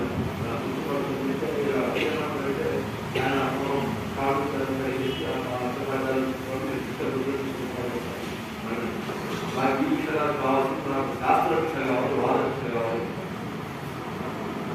ఈ కార్యం నడుచుకునేది గ్రామీణ తర్వాత కూర్చొని ప్రధానంగా ఇప్పుడు ఏ వాదన చేద్దాం, మనం ఇద్దరు వాదన చేయాలంటే అక్కడ గట్టి కావాలంటే న్యాయం కావాలి కదా.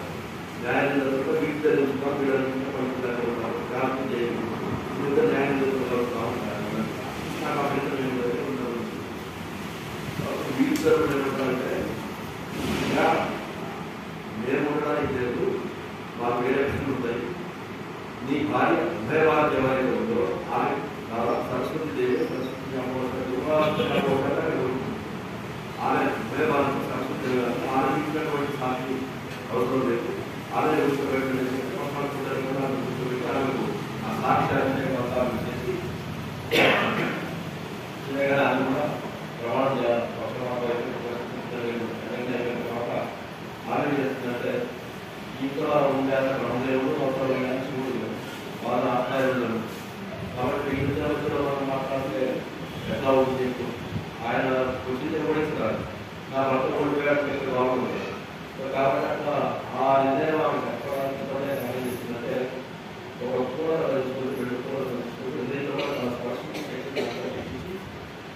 ఇద్దరు ధరించినట్టు ఎవరు కొడితే వాళ్ళు వాడిపోతుంది. వాడితో దర్శనం లోపల పెడుతున్నాయి. మళ్ళీ వీళ్ళు వాదన చేస్తాం. 25 వాదన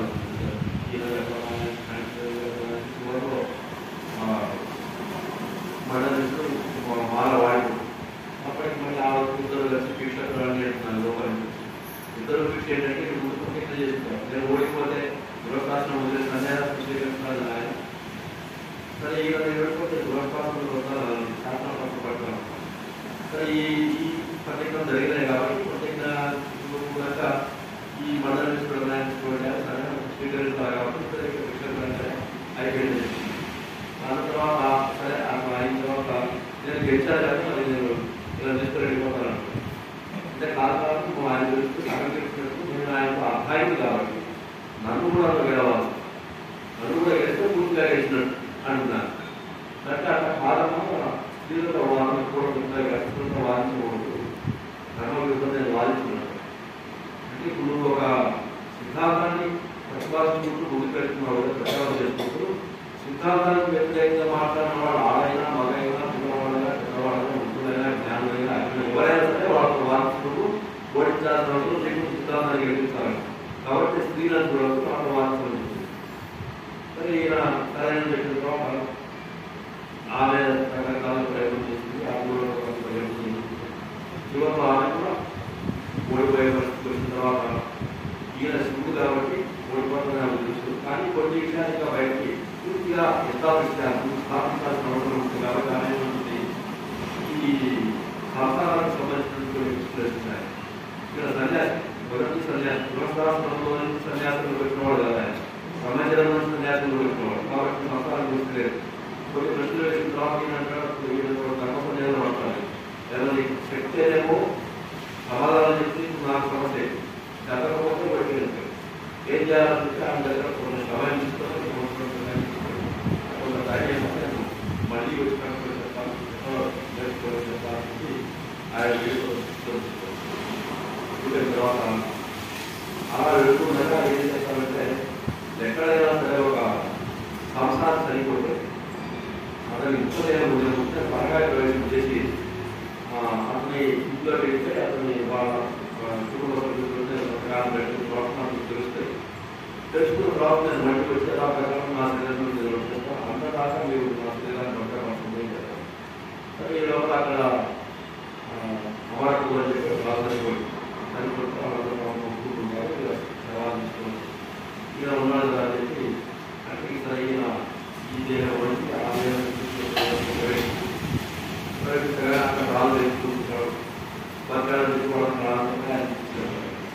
వీళ్ళు దీని ఒక హోదా పెట్టుకున్న కూడా గొడవ చూస్తారు. రకరకాల రాజ్యం చేసుకుంటే అందరూ కూర్చున్నటువంటి పరిస్థితులు కూడా రాజ్యం వీక్షంగా ఉంటుంది. రాజ్యంలో ఏ రకమైనటువంటి కలకలంలో ఏ రకమైనటువంటి వివాదాలు వచ్చినా కూడా చాలా విచక్షణమైన పరిష్కారం జరుగుతూ ఉంటుంది. చాలా ముద్దుబాటు జరుగుతుంది. కఠినత ఉండదు. అలా చేసే ప్రజాస్వామ్యం వాతావరణంలో సకాలంలో పడుతుంది. తల్లిదండ్రులకు మంత్రులందరూ కూర్చొని ఏదో తేడా ఉన్నాయి. తల్లిదండ్రుల మార్పులు వహించి ఈయన అన్నింటిలో త్వరగా ప్రయత్నం చేసి పెట్టుకున్నాడు. ఎవరో బాగు కాబట్టి మనం ఈయననే ఉంటున్నాం. రాష్ట్రం ఈయనే ఉండాలంటే ఈయన ఒకటి దాన్ని మనం ఆచరణ చేయాలి. తగలబెడితే ఈయన మళ్ళీ విషయాలు ఈ మళ్ళీ ఆ వదిలిలో ఉండే శరీరానికి ఆయుష్దానికి అని చెప్పి వాళ్ళు ఒక ప్రణాళిక పెట్టుకొని ఈ లోపల ఏమైనా టైం అయిపోతుంది, ఆమె ఉపయోగపడుతుంది, టైం అయిపోతుంది అని చెప్పి వాళ్ళు రైతులు ఇంకా రాజేసి అసలు ఇది ఎక్కడ ఉంటే అక్కడ సుభిక్షంగా ఉంది కదా, అక్కడికి మనం కలుపుకొని వెళ్దామా, ఎక్కడ ఉన్నాడో గుర్తిద్దామని చెప్పి చూసుకుంటే అక్కడికి చెప్పి ఆ ఎక్కువ ఎదుగుతుంటే ఫలానా బాగా ఉంది తర్వాత ఎక్కడ మీరు వాళ్ళు బాగా ఉండేవాళ్ళు కాదు. మళ్ళీ ప్రాబ్లం అప్పటి బాగుంది అని చెప్పి వాళ్ళు ఈయన ఆయన వ్యవహారం వేసుకొని వాతావరణం అక్కడ ఒక నృత్య ప్రదర్శించి అయ్యాను వారి ఉపయోగాలతో బాగా ఆమె సవాలు ప్రశ్నలకు సవాలు చెప్తాను కూడా వాళ్ళు నాకు బయటకు ప్రయాణిస్తే మీరు ఎవరైనా నేర్చుకొని శరీరంలో ప్రవేశించబడి అప్పటికి వాటి కనుక దాన్ని దహనం చేసుకుంటారు. ఈ దహనం చేసుకునే సమయంలో ఈయన శరీరంలోకి ప్రవేశించి కృషిగా కావాలనుకోవడం చేస్తారు. చేస్తే అప్పుడు నరసింహ స్వామి దాన్ని అగ్ని యొక్క తీవ్రత ఉపయోగ ఈయన కళలుగా కాపాడి మళ్ళీ బయటికి ఇది నరసింహ కావాలనుకోవడం మనం చెప్పుకునే చూసాం. ఇక్కడి మధ్యాహ్నం చెప్తూ ఈ కుమారుల వరకు అయిపోయింది. ఈయన అక్కడికి వెళ్ళి ఆయన సమాధానం చెప్పిన తర్వాత నేను కూడా అయిపోయింది. మా దేశంలో ఉంది కాబట్టి నువ్వు ఉదాహరణ వెళ్ళడానికి అనుభవిస్తున్నావు అంటాడు. ఇక్కడ ఆమె ఏం చేస్తుందంటే సరే నేను నీ వెంటనే వస్తూ ఉంటాను, నువ్వు ఎక్కడైతే వెలుగు చూసుకో అక్కడ నేను తీసుకోగలను. వెనకాల వస్తుంటావు, నువ్వు ఎక్కడైతే వెలుగు చూసుకో నేను ఎక్కడైతే నువ్వు వెనక్కి చూస్తావో అక్కడ నేను ఆగిపోతాను, అక్కడే నన్ను వచ్చుతామని చేసి అనుకున్నాను. దాని తర్వాత సరే ఈ నటాలు పెట్టుకుంటా ఒక చోట అది అడిగిన తర్వాత ఒక ధనవంతుడు బాగా ఐశ్వర్యం తీసుకొచ్చి ఇట్లా వాడు మహా తేజ సంపన్నుడే కానీ వాళ్ళు జనులు మూర్ఖులు ఆ పక్కన పిల్లలు వాడి వయసు వాళ్ళు కొడుతున్నారు, వాడు స్పందించుడు తీసుకున్నారు, స్పందించుడు వాళ్ళు తప్పుకుంటారు అంటే ఎందుకు వాళ్ళ తయారు వాళ్ళని అనుగ్రహించని చెప్పి ఈయన చేసినట్టు పిలిచి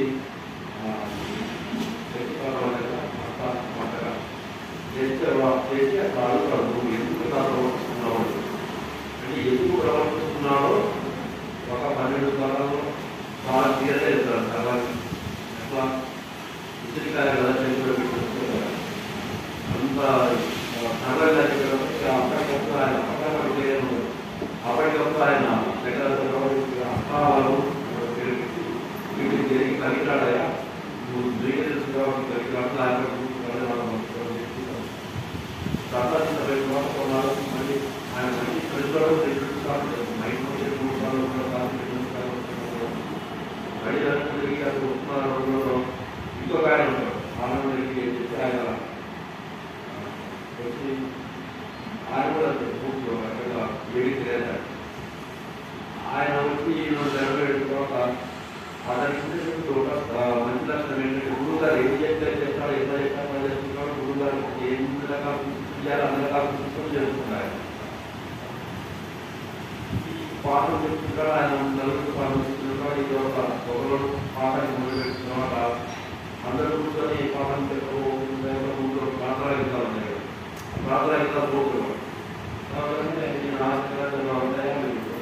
వాళ్ళు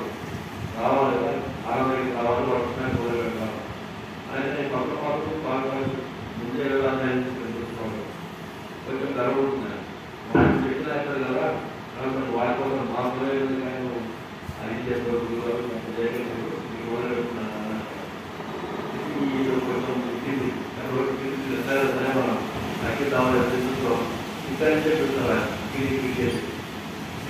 వస్తుందని ఆయన చెప్తారంటే యోగా శక్తి చేస్తాను పద్మాభిలో వచ్చినట్టుగా అక్కడి ఇక్కడ పేరు అలా బాగానే ఎదురు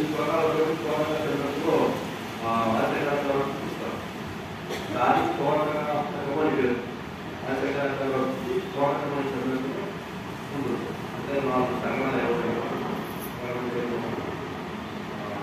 ప్రభు ప్రాణనామం విశ్వనామం అట్లా ఉంటుంది కానీ అప్పటికి ఆయన చూడగలరు ఇప్పుడు ఆయన కోట నలుగురు చూస్తే ఎక్కువ ఆయన మొదటి ఆయన కాకుండా ఉంటాడు మొదటి ఆయన తిరుమలకి పద్మనాభంగా ఆయన వచ్చాడు దాని తర్వాత ఈరోజు పడకాడు పడకాడు ఆయనకు అత్తాపడుగా నలుగురు చూసుకుంటే ఆయన మళ్ళీ ఒకసారి అక్కడ మళ్ళీ కొంతమంది తీరేసేపు కావాలి వాళ్ళు వాళ్ళతో కూడా దాన్ని విశ్లేషిస్తూ వస్తున్న వల్ల ఇక్కడ మళ్ళీ ఒకసారి అన్ని రకాలైన భాషలు చెప్పుకుంటూ అన్ని అందరినీ నడిపిస్తూ ఉంటారు ఇంకా జరుగుతుండగా ఒకసారి ఈ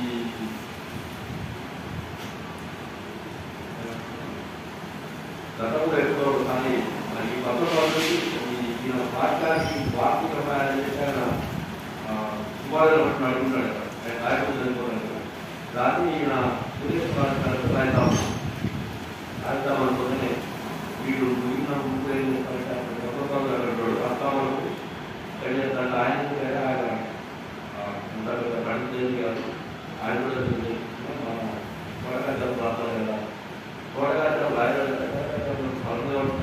ఇదే మొదటి వేరు ఆయన రాయడానికి వస్తున్నవాడు సరే మరి అత్తావరకు యోగ్యుడే అత్తావరకు తెలియజేసి అత్తావరకు అన్ని చెప్తున్నారంటే ఆయన తెలియదక్కం లేదా మొత్తం తెలుస్తానుకుంటారు అట్లా ఏంటంటే ఆ చెడు మీద మీరు పెట్టి చూపెడతారు కదా కాదు కాదు అతను పెద్ద యోగీశ్వరుడు ఆ యోగీశ్వరుడు ఒక నది కూడా స్నానం ధ్యానం ఉండగా ఈ ఇప్పుడున్న తల్లిదండ్రులు ఉంటారు కదా ఈయన అదే వాళ్ళు తీసుకెళ్ళి ఆయన అప్పచెప్పి స్నానం ఇప్పుడు ఈలో వాడు పాకుంటూ నదిలో తీసుకొచ్చాడు ఏడుస్తూ ఈయన దగ్గర వదిలేసి ఈ దగ్గర దాంట్లో పెట్టి అబ్బాయి ఈ బతికి మొత్తం తెలుసు కదా ఏది ఇంకా ఏది నచ్చలు పెట్టి తెలుస్తున్నారు మొత్తం తెలుసుకున్నాడు కాబట్టి ఈ మిగిలిన వాళ్ళతో సంబంధం జడపడుతులాగా మీలో సంబంధం ఇప్పుడు వాళ్ళు చూసినా కొట్టినా ఏం చేసినా కూడా రెస్పాండ్ అవ్వదు ఎందుకంటే అక్కడ జ్ఞానస్థాయి లేదు వాళ్ళు వీళ్ళు జడుతున్నారు ఈ జడపడుతులాగా అందుకే అతనికి మొత్తం తెలిసినాయి కాకపోతే మనం ఏ ఉపాధిలో ఉంటామో ఆ ఉపాధికి సంబంధించి ఒక గురుసృష్టి చేయాలి అతను గురుసృష్టి చేయడం దానికి బహిర్ప్రవృత్తి లేదు ఉన్నత వరకు తెలుగుగా ఉన్నాడు బహిర్ప్రవృత్తి లేదు కాబట్టి అతనికి తెలిసి తెలుసుకున్నట్టు కాదు అతనికి గురుసృష్టి చేయలేదు ఎక్కడ వేళ పట్టణం చేయలేదు గతంలో చేసింది లేదు ఇప్పుడు చేయలేదు కాబట్టి స్నానం కూడా చేస్తాను అంటే కొత్త పాలన చేస్తున్నాడు కదా కొత్త పాలన చేస్తాడు కదా ఇది చేసి ఒకటి చేద్దామనుకోండి దీనికి మాకు సురేశ్వరంలో ఎన్ని రకాలుగా అనుభవిస్తున్నాను సరే మొత్తం పద్మాలు యోగా లేదు ఇది చెప్పారు కదా సరే ఇవన్నీ అని చెప్పి ఆయన తర్వాత సురేశ్వరంకు పక్కకు తీసుకెళ్ళి అయ్యా నీకు రాయిద్దామనుకుంటే వాళ్ళు శిశువులు పెట్టి మధ్యంతరం పెడుతున్నారు కాబట్టి అంటే స్వతంత్ర కావ్యం ఒకటి రాయి స్వతంత్ర కావ్యం రాయబట్టి అప్పుడు వాళ్ళు ఎవరు కూడా ఏమంటారంటే ఇది మామూలుగా సన్యాసం స్వీకరించి వచ్చినవాడు కాదా ఇది గురువంతో వచ్చినవాడు కాదు అన్యంలో ఓడిపోబట్టి తప్పనిసరి పరిస్థితుల్లో వచ్చి దగ్గరికి ఇప్పుడు ఒకవేళ ఈ పాఠ్యానికి వార్షిక ప్రాణానికి అప్పచెప్తే ఆయనకు పూర్వజ్ఞానం ఉంది కదా పూర్వమీమాంస జ్ఞానం ఉంది కదా పూర్వమీమాంస జ్ఞానం అంటే కర్మ ప్రకారం చేయడం ఉత్తరమీమాంస ఈశ్వర ప్రకారం చేయడం ఈ పూర్వమీమాంస జ్ఞానం అంతా చెప్పించాలి వేదానికి జనాలు ఉంది కాబట్టి తర్వాత ఆయన చెప్తారు వ్యతిరేకం కాబట్టి సంవత్సరం ఏదైనా ఒక గ్రంథం రాయని చెప్పి ఆయన ఐక్యత సిద్ధి అని చెప్పి ఒక గ్రంథం కష్టపడతారు దానికి విపరీతమైన ప్రధానం అయితే తర్వాత ఏమైంది ఈ కొత్త మానసులు రాసిస్తారు ఏది నిబంధన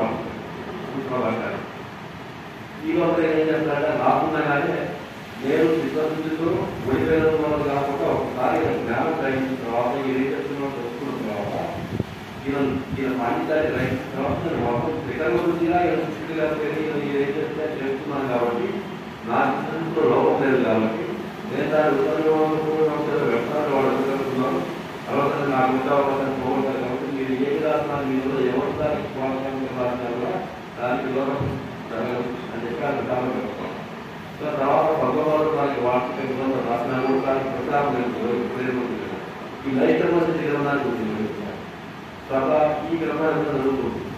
ఈ చివరికి ఈ చాలా జాతర చేసుకుంటూ అయిన మొదటి ఎవరో రెండోసారి అంటారు. మొదటిసారి ఏంటంటే ఈ సూత్రవాక్యాలు రాసినప్పుడు బ్రహ్మసూత్రాలు వేదాలన్నీ కూడా వేద వ్యాసవారు మొదటి రాష్ట్రం రాస్తారు కదా, దాని భాష కూడా మనం అక్కడి నుంచే సరిగ్గా రాయగలుగుతామని చెప్పి ఆయన పెట్టి రాస్తారు.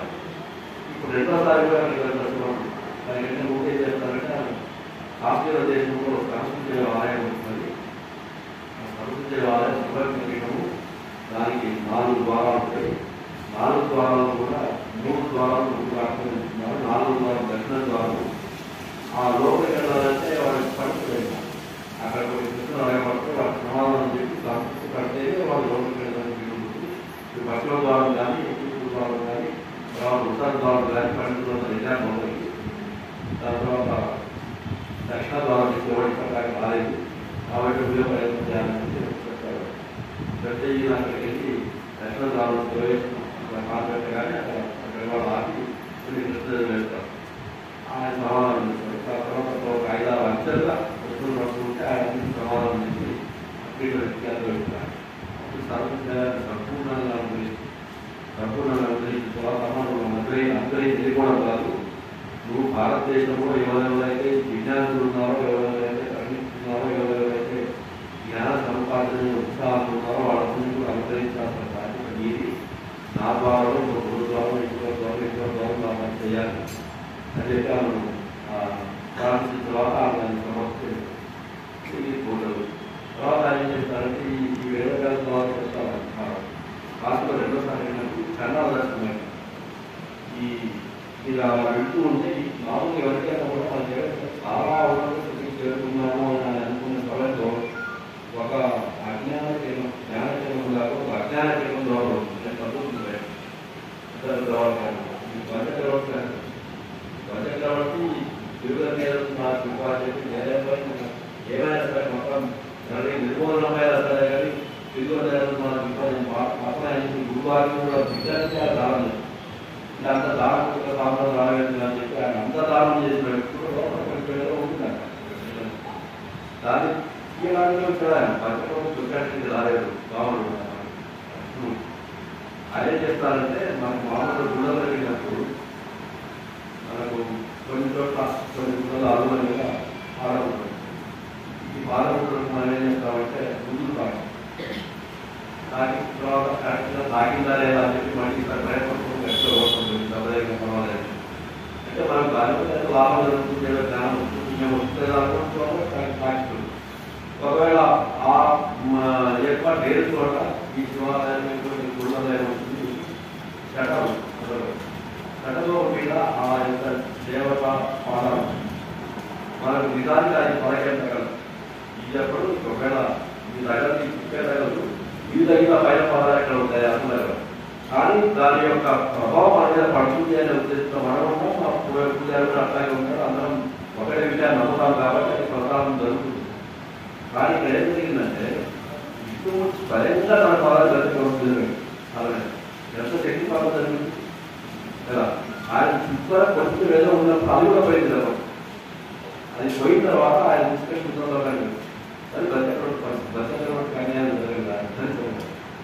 అట్లా ఈ ఆశ్చర్యకాల వరకు కొంత ఉంటుంది.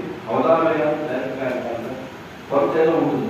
ఆ కొంత విషయాలంటే అద్వైతాన్ని ప్రచారం చేస్తున్నప్పుడు అద్వైతం అనే సిద్ధాంతం యొక్క రసం మీద మీకిందా లేదా అనేది గమనించడానికి కొంతమంది శివుడు లేదా ఖండాలు రూపంలో వస్తాం.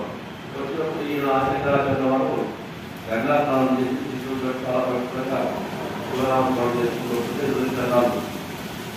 ఖండాలు చేస్తున్నప్పుడు తెల్లారి ఎవరు పక్కన మా బ్రహ్మచారం సన్యాసులు రాబోయే పక్కన వాళ్ళు బాగుంటారు. ఆయన ఒకటే చెప్తున్నాను, నువ్వు పక్కన జరగబడుతుందన్నా నా శరీరం నుండి ఆత్మ, శరీరాన్ని అంటున్నావు, శరీరం నుండి ఆత్మ అంటున్నావు. ఆత్మ వరకైతే ఈ దినాలు శరీరం అంటావా కొంతకాలం నీకు నాలుగు కాబట్టి దేశంలో పడుతుంది నేను అభ్యర్థించాను కదా, రెండో ఒకటే కదా, జీవాత్మ ఒకటే నాలో ఉండే ఆత్మ ఏదో ఉండే ఆత్మ వేరే వేరే విద్యార్థులు అది నువ్వు గ్రహించలేకపోతున్నావా?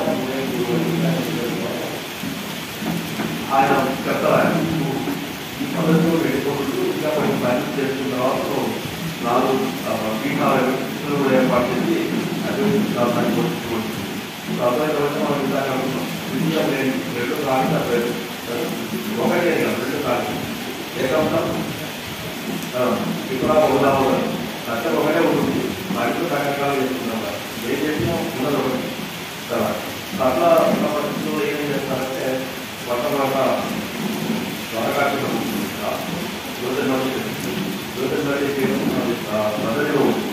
మొదటిలో ఒక పీఠాన్ని ఏర్పాటు చేసి అక్కడ ఈ పత్రపోతల వాళ్ళు ఉంటారండి. పత్రపోతల పీఠాలు చేస్తే దాని కింద ఉత్తర భారతదేశంలో ఉండేటువంటి రాష్ట్రాలకు సంబంధించినటువంటి రక్షణ బాధ్యత అంతా కూడా ఎక్కడికి జరిగినామో దాని విచారణ బాధ్యత అంతా కూడా హాస్టల్ కూడా అధికారులు అదే రకంగా తప్పన భారతం చూస్తున్నప్పుడు గోవర్ధన పూరి గోవర్ధన దాని మీద కొన్ని 25 అవుతుంది. దక్షిణ శృంగేరిలో ఈ పీఠంలో భారతదేశంలోని ద్రావిడ ఆంధ్ర కర్ణాటక కేరళ రాష్ట్రాల యొక్క ధర్మ ప్రతిష్టాపనగా ధర్మ రక్షణగా ఎక్కడైనా వాదులు దానికి అంతర్జాతీయ బాధ్యతగా వీడవుతుంది. శృంగేరి పీఠానికి ఎక్కువగా శృంగేరి పీఠానికి సురేశ్వరాచార్య వారు ఉంది. అక్కడ కొడగాచార్య ఆ పైన పద్మపాదాచార్య వారు ఇక్కడ అస్సాం ఉంటుంది. అట్లా ఇక్కడ సురేశ్వరాచార్య వారు చదువుతున్నారు. ఈయన పెట్టిన తర్వాత ఈ పీఠం ఉంటుంది కానీ అమ్మవారు కావాలి కదా. ఈయన శృంగారానికి కనుక్కున్నప్పుడు ఈయన ఆ రోజు కనుక్కుంటే పట్టణించిన భార్యగా ఉండి ఆ పీఠం ఉన్నప్పుడు ఆ చూస్తుంది. నువ్వు ఎక్కడైతే వెళ్తుందో ఆ పదార్థం ఉంటానో నువ్వు ఎందుకు చూసుకుని నేను ఆగిపోతాను. ఈయన శృంగారానికి నడుస్తున్నప్పుడు అక్కడ ఉంటుంది కదా, అమ్మవారి రకాలు ఉంటుంది. అమ్మవారి యొక్క గువ్వల కాబట్టి అక్కడ ముందుగా ప్రజలు ఎందుకంటే ఎదురుగా ఒక అద్భుతం జరుగుతుంది. ఒక కప్ప కింద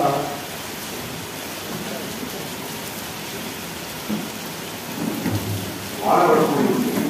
వాడబడుతుంటే ఒక కప్ప మీద కొత్త విధంగా ఉంటాయి. కొత్త విధంగా పడుతుంటే ఈ కప్ప మీద వంట పడకుండా ఒక బావుగా పడిన అడ్డబెట్టి చాలా ప్రస్తుతం ఎందుకు అంటే మామూలు పక్క కప్పకు పాము జాతి వేయడం. ఈ జాతి వైద్యాన్ని కూడా మార్చి ఆ పాము కప్పకు పరగలేకుండా రక్షించడం చేస్తే క్షేత్రవాణి ఉన్నట్టు ఆ దేశాన్ని చూసుకుంటే గతంలో విషయసుడు తపస్సు చేసినటువంటి స్థానం అది సుందరగిరి అంటారు. శృంగేరి ఆ సుందరగిరి విషయసుడు అక్కడి నుంచి ఆయన దాన్ని గమనించి ఉండగా ఈ రకాల సౌకర్యం కావచ్చు. ఆయన ఆ శాస్త్రంలో కాబట్టి నువ్వు వెళ్ళి ఆగిపోతానని చెప్పాడు. ఇక్కడ ఆమె ఎక్కడైతే ఆగిందో అక్కడే ముడిగారు. అక్కడే ముడిగారు. ఎక్కడైతే అక్కడే ఆ ముడి కట్టిన తర్వాత కొన్నాళ్ళు అక్కడ చాలా వచ్చి ఆ తర్వాత అక్కడ ఈయన సురేశ్వరాచార్యులు ఉన్నప్పుడు అక్కడ పెద్దమోస్తాను ఆ గుడిలో ఆమె ఆ నిలబడ్డ సంస్కృతి వ్యక్తి ఏం చేస్తాడు, దారులోకి తీసుకురాలి. వాళ్ళు దారులోకి తీసుకుని కన్నడ దారులో తీసుకొని మొత్తం గ్రంథం కూడా వెళ్తారు. ఇక్కడ తీసుకొస్తారు. తర్వాత ఈ 12 రోజులు విద్యార్థి ఆయన చేస్తున్నారు. రామేశ్వరంలో తీసుకొని దాంట్లో స్థలంలో తీసుకొని ఈ వ్యక్తులను దాంట్లో తీసుకొని ఇప్పుడు మనం చూసేటటువంటిది ఈ 12 రోజులు విద్యార్థి స్వామి వారు చూడాలి. అయితే దీంట్లో మొదటి శక్తి ఉంది. ఆ సంస్కృతి ఆ తెలంగాణ శక్తి ఉంది. ఈయన ఏం చేస్తారు, మొదట ఆర్థికాచార వచ్చినటువంటి చంద్రబాబు గారిని అవతల ఎక్కడో వేరే పోయేది ఉంటే అక్కడ మారుతారు. అక్కడ చూడొచ్చు కూడా, అక్కడ ఉంటుంది ప్రతిరోజు అక్కడ కూడా అక్కడ జరుగుతుంటాయి. అది అక్కడ మారుతుంటారు. ఒక కూర్చున్నట్టుగా ఉంది. అక్కడ 4 జిల్లాలు ఏర్పాటు చేసి తర్వాత మళ్ళీ మొదలుపెట్టిన అవుతారు. మొదలుపెట్టిన తర్వాత అక్కడ ఆయన స్నానం చేసి అక్కడ వాటనందాన్ని కోరుతుంది. స్నానం చేసిన తర్వాత ధ్యానంలో ఉంటే విష్ణుమూర్తి అంటే ఈ ఆకారాలలో ఎలా ఉంటుంది దాన్ని ప్రత్యేకించి ప్రత్యేకాలు ఏర్పాటు చేస్తే అక్కడ బయట నుంచి అక్కడ మొదటి నారాయణ స్వామి ఏర్పాటు గుడి దాన్ని ప్రత్యేకంగా ఏర్పాటు తర్వాత ఆయన అక్కడే మొదలుపెట్టి ఈ లోపల ఏమైతే ఆయన చాలా క్షేత్రాలు మొదలుపెట్టి చాలా క్షేత్రాలు ఈ మతం అంటే మనకు ఒక విశేషత చెప్పుకోవాలి. భారతదేశంలో మనకు 5 మతాలు ఒక 3 మన ఇక్కడ ఉంది, ఒక 2 బయట తీసిన మతాలు ఇస్లాం, క్రిస్టియానిటీ. ఇక్కడ మతాలు మొదటి మనకు వైదిక మతం, తర్వాత బౌద్ధ మతం, జైన మతం, ఈ మధ్య ఒరిజినల్గా మొత్తం భూమండలం వైదిక మతం. తర్వాత మీరు వ్యతిరేకించిన వాళ్ళు రకరకాల వ్యతిరేక బౌద్ధులు వైదిక మతాన్ని వ్యతిరేకించడం వాళ్ళే, జైనులు వ్యతిరేకించడం వాళ్ళే, ఇప్పుడు కూడా ఒక వ్యతిరేకించడం వాళ్ళే. మనం చూస్తున్న పేపర్లో ఒక హిందూ జైలు ఉండడు, హిందూ వేరు జైలు వేరు, హిందూ వేరు బౌద్ధులు వేరు. ఆ 2 మతాల వల్ల బాగా దెబ్బతగిలింది మన హిందూ మతాలు. హిందూ అంటే మనకు వైదిక ఉంటే అటువైపు జవాడ హిందువులని హిందువులని హిందూ కానీ మొదట అంటే వేదాంతం యొక్క ముక్తి వేదోక్తంగా ఎవరైతే జీవన విధానం సాగిస్తున్నారో వాళ్ళందరూ ధర్మాన్ని అవలంబిస్తున్నారు. అందరూ వైదికులే, వేద ప్రకారం వెళ్ళే వాళ్ళందరూ కూడా వైదికులే. ఈ వైదికులందరూ ఉండేటటువంటి మాత్రం అంటే వేద ధర్మాన్ని వేదభూమి వేద ధర్మాన్ని అవలంబించినటువంటి కావాలి. సో దీనికి రకాల జపం తగినప్పుడు వీటిని కథించడానికి కలిగి కూడా మనకు పూర్తిగా అవలంబించినటువంటి వాళ్ళు ఆయన ఏం చేశాడు పట్టుకోవడం ఇప్పుడు మధుర మీనాక్షి ఆమె ఇతర స్వరూపంతో ఉంది అంటే ఆయన పక్కన వినాయక పెట్టి వినాయకుడు పెట్టి అక్కడ ఒక కాంతి పూజ చేసి ఒక చక్రాలు ఏర్పాటు చేసి దాన్ని సౌర్య స్వరూపాన్ని తీసుకుంటాం. తర్వాత మనం తిరుపతిలో చక్రాలు ఏర్పాటు చేస్తాం. అట్లా చాలా వరకు ఇప్పుడు చేసే దగ్గర కానీ చాలా కూడా ఆయన ఎక్కడెక్కడ తీర్థాలు ఏర్పాటు ఇంకో వైపు వారు కోర్టు వైపు వాటన్నింటిలో కూడా తెలుస్తున్నారు. ఈవెన్ గంగానది కానీ గంగానది ప్రత్యేకత ఏంటంటే గంగానదిలో స్నానం చేస్తే ఉంటుందో గంగానది చూసేటప్పుడు గంగానది తీరంలో శివుడు 1000 సంవత్సరాల పాటు నిలబడి విగ్రహాల కోసం వేసి విగ్రహాలు అక్కడ అంత పవిత్రమైంది. 1000 సంవత్సరాల పాటు ఆయన ఒకటే ఏకైక ధ్యానం ఉంటున్నారు. అంత పవిత్రమైన నర్మదాన్ని ప్రపంచ స్నానం చేసి పీఠాలు స్నానం చేసి క్షేత్రాలు అక్కడ పూజా విధానాలు ఏర్పాటు చేసి లేదా అక్కడ చక్రాలు స్థాపన చేసి లేదా అక్కడ రకరకాల ఒక వైష్ణవంలో వైకాంతంలో దేవుడు ఆరాధన ఉంటారు, దేవుడు ఉంటారు, కాపాడుకుంటారు, రకరకాలు ఇవి కావాలని మీరందరూ ఒకటే చెప్పి వాళ్ళు గుర్తించాలంటే మనకు పాండిత్యం అవుతుంది, సహనం కూడా అవుతుంది. అక్కడ సహనాన్ని అంత పాండిత్యాన్ని ప్రదర్శించి వాళ్ళందరూ కంటిలో కూడా దేవుడు ఎక్కువ కొనుక్కోబెట్టారు. ఆయన ఏం చేశాడు, పంచాయతీ మంత్రి వైద్యులు మధ్యలో పెట్టుకొని మిగిలిన శివుడు గణపతి కుమార్ అవి పెట్టుకొని మనకి ఏదో అవుతుందో మధ్యలో పెట్టుకుంటాం. మిగిలిన అందరికి సమానమైనటువంటి ప్రార్థించడం కల్పిస్తూ మన ఇతర దేవాన్ని మధ్యలో పెట్టుకుని అన్ని ప్రార్థన ఎవరిని తక్కువ చేయాలి. సో అటువంటి పంచాయతీ సిద్ధాంతాన్ని ప్రవేశపెట్టారు. దాన్ని ఈ కొట్టుకుంటే ఒక పక్కకు జైలందరూ తీసుకెళ్ళాలి, మీరు కనుక చేసుకోండి, మీరు చేయాల్సిన దాన్ని ఉపయోగం జరుగుకోండి అని చెప్పి దాన్ని వాళ్ళందరూ అటువైపు పంపించేస్తారు ఉపయోగం చేశారు. ఇటువైపు వైద్యులను తీసుకొచ్చి మీరు పంచాయతీని పెట్టుకోవాలి, ఈ పరిస్థితి పూజా విధానం మీరు చేయాల్సిన పరిస్థితి చెప్పి ఇటు తీసుకొచ్చి నడుచుకొని ఏర్పాటు చేస్తారు.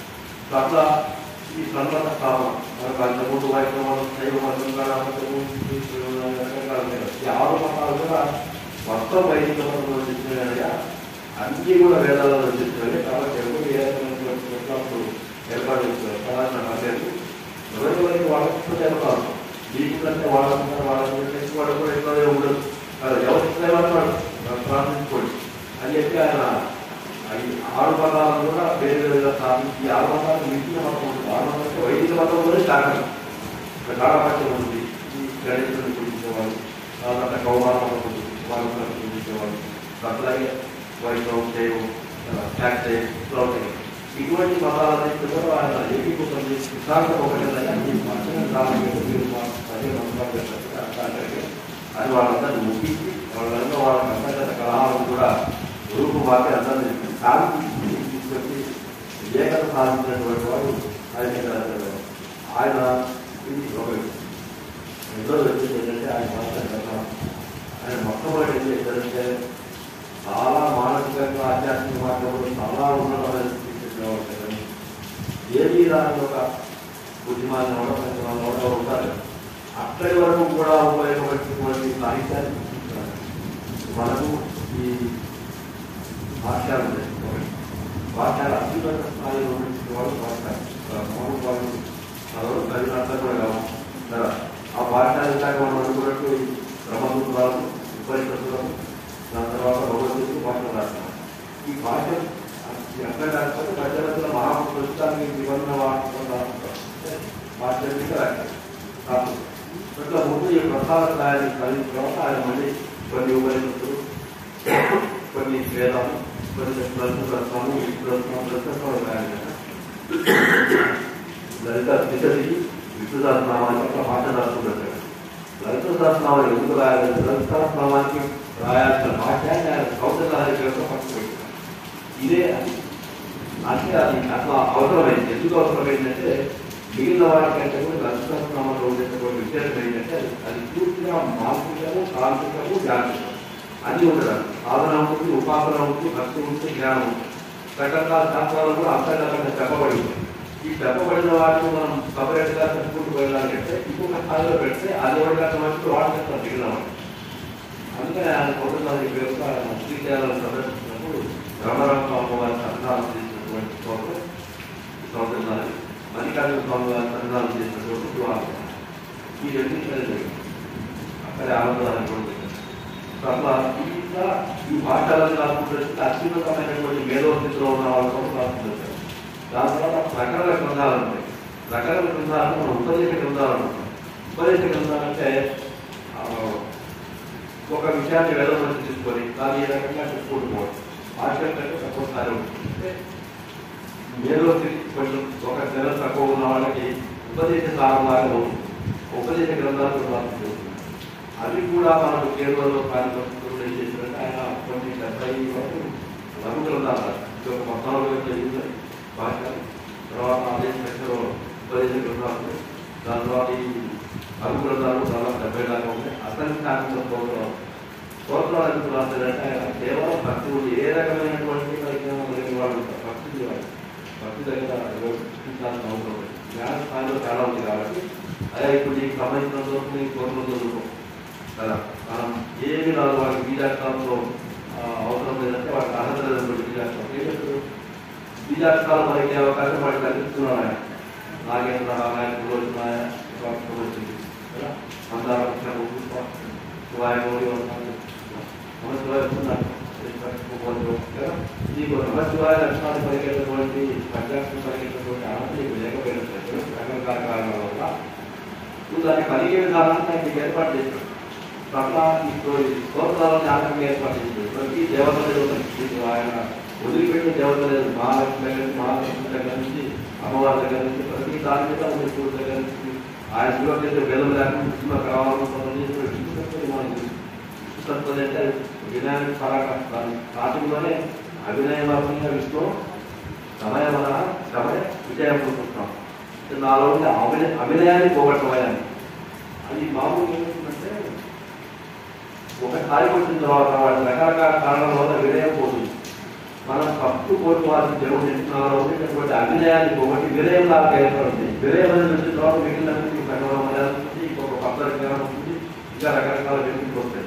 వినయం అనేది కోల్పోయిన లక్షణం ఏమిటంటే మన చుట్టూ ఉండేవాళ్ళ మనం దూరంగా పెడతాం. మనకి ఇంకా రావాల్సిన రాళ్ళు ఎందుకు రాబట్టి మనకు ఉత్సాహం చేసినట్టు అనుకోవడం, ఉత్సాహం చేసినట్టు మనం వేరే వాటి తినాం.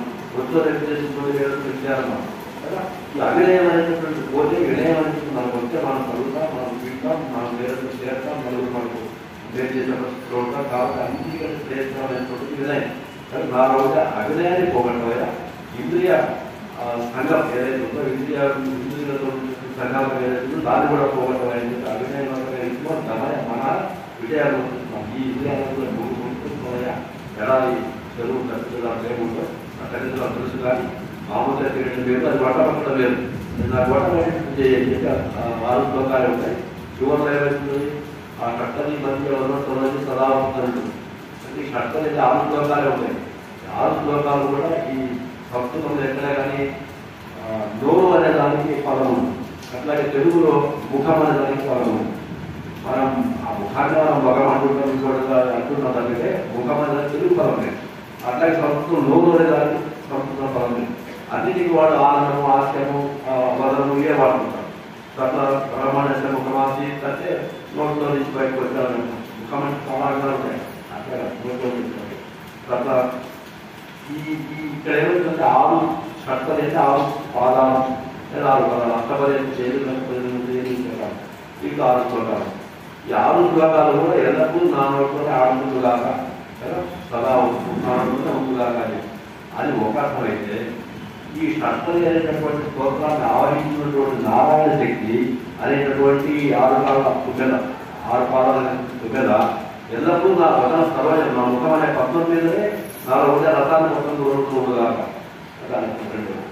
అట్లా ఈ షట్పది స్తోత్రం చేస్తున్నారు. రకరకాల స్తోత్రాలు వదిలిపెట్టింది లేదు. అట్లాగే ఎక్కడెక్కడైతే కీర్తనాలు పాడుబడుతున్నాయో వాటి నుంచి ఉదయించిన ఆయన స్వయంగా స్నానం చేసి క్షేత్రాలు ఉదరించాడు. ఇలా అన్ని చేసుకుంటూ చివరిలో మళ్ళీ వదిలిపెట్టిన తర్వాత విష్ణు క్షేత్రాన్ని ఏర్పాటు చేసిన తర్వాత ఆయన గోడలోకి వెళ్ళిపోయి నక్షత్రాలు మనకు సంబంధించిన గోడ జీవితం సమానం ఉంటాం. కానీ అక్కడి నుంచి ఆయన మనిషి గోడలు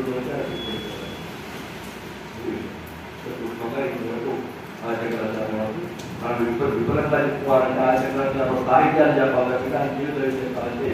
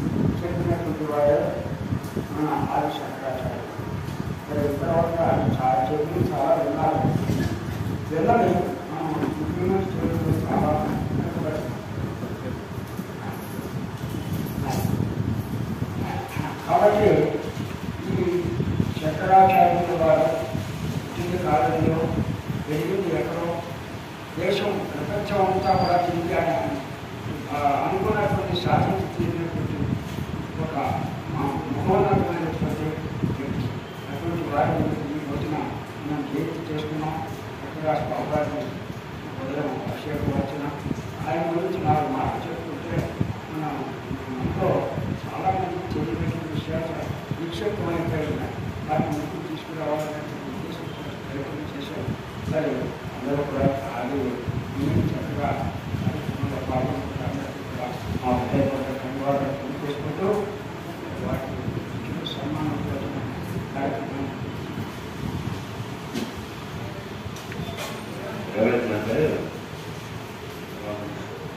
ఒక విద్య కళ అసలాదులైన వాళ్ళు చెప్పే విధానం వేరు, అలాంటి వాళ్ళు చెప్పే విధానం వేరు. చెప్పేటప్పుడు కొన్ని గుర్తుంటుంది, కొన్ని దానికి గుర్తుంది.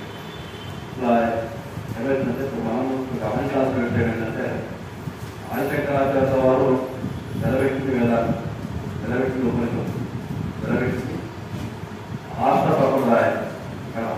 దాంట్లో కర్మం కేవలం నాకు భగవద్గీత చదువుతుంటే కూడా 3వ అధ్యాయం కర్మ కేవలం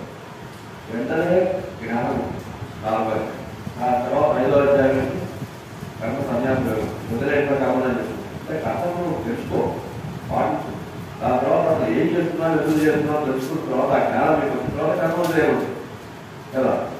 అది దాని క్రమానుసారం సోపానం. ఇలా ఏమైందంటే మన ఆదిశంకరాచార్య వారు కూడా ఆయన ముందే జ్ఞాని కాబట్టి ఆయన విషయం వేరే ఉంది కాబట్టి ఆయన మొదలు పెట్టడమే జ్ఞానాన్ని మొదలు పెట్టారు. సరే అందరికి గమనించిన తర్వాత అందరికి సోమవాక్యం ఇచ్చారు, ప్రకరణ గ్రంథాలు ఇచ్చారు, సత్వాచార్య. ఇక్కడ ఏమైందంటే ఆయన తీసుకున్న ప్రతి ఒక్కరిని కూడా ఎవరితో వాదన చేయడానికి ఆయన ఉపక్రమించినప్పటికీ ఆయన తీసుకున్న ప్రమాణం వేదాలు, ఆయన తీసుకున్న ప్రమాణం ఉపనిషత్తులు. ఈ వాటిని మనం గుర్తుపెట్టుకోవాలి. అంటే ఆయన దృష్టిలో వేదాలలో చెప్పాలన్నటువంటి వాడు కానీ, ఉపనిషత్తులలో రెఫరెన్స్ లేనటువంటి వాడు కానీ, పురాణాలలో రెఫరెన్స్ లేనటువంటి వాడు కానీ దేవుడు కాదు. అటువంటి దేవుడు ఎవరైనా ప్రతిపాదిస్తే నువ్వు గురుడు దేవుడు అనమాటే అది ఖండించుకుని వెళ్ళిపోయాడు. ఆయన జైనుడు దేవుడు, కృష్ణాకుడే దేవుడు, ఆ దేవుడు కంటే సిద్ధంకరుడు గొప్ప అది ఖండించి నిర్మూలన చేసినప్పుడు దేశం లేదు భారతదేశం. ఎవడో ఆడవాడు అక్కడ మొత్తం మధ్య దగ్గర నుంచి మొత్తం భారతదేశం నుంచి బయటకు వెళ్ళిపోయి అక్కడెక్కడ భూతాలు, చైనాలో, శ్రీలంకలో అయినా 5% నేపాల్లో, భారతదేశం చాలా తక్కువ.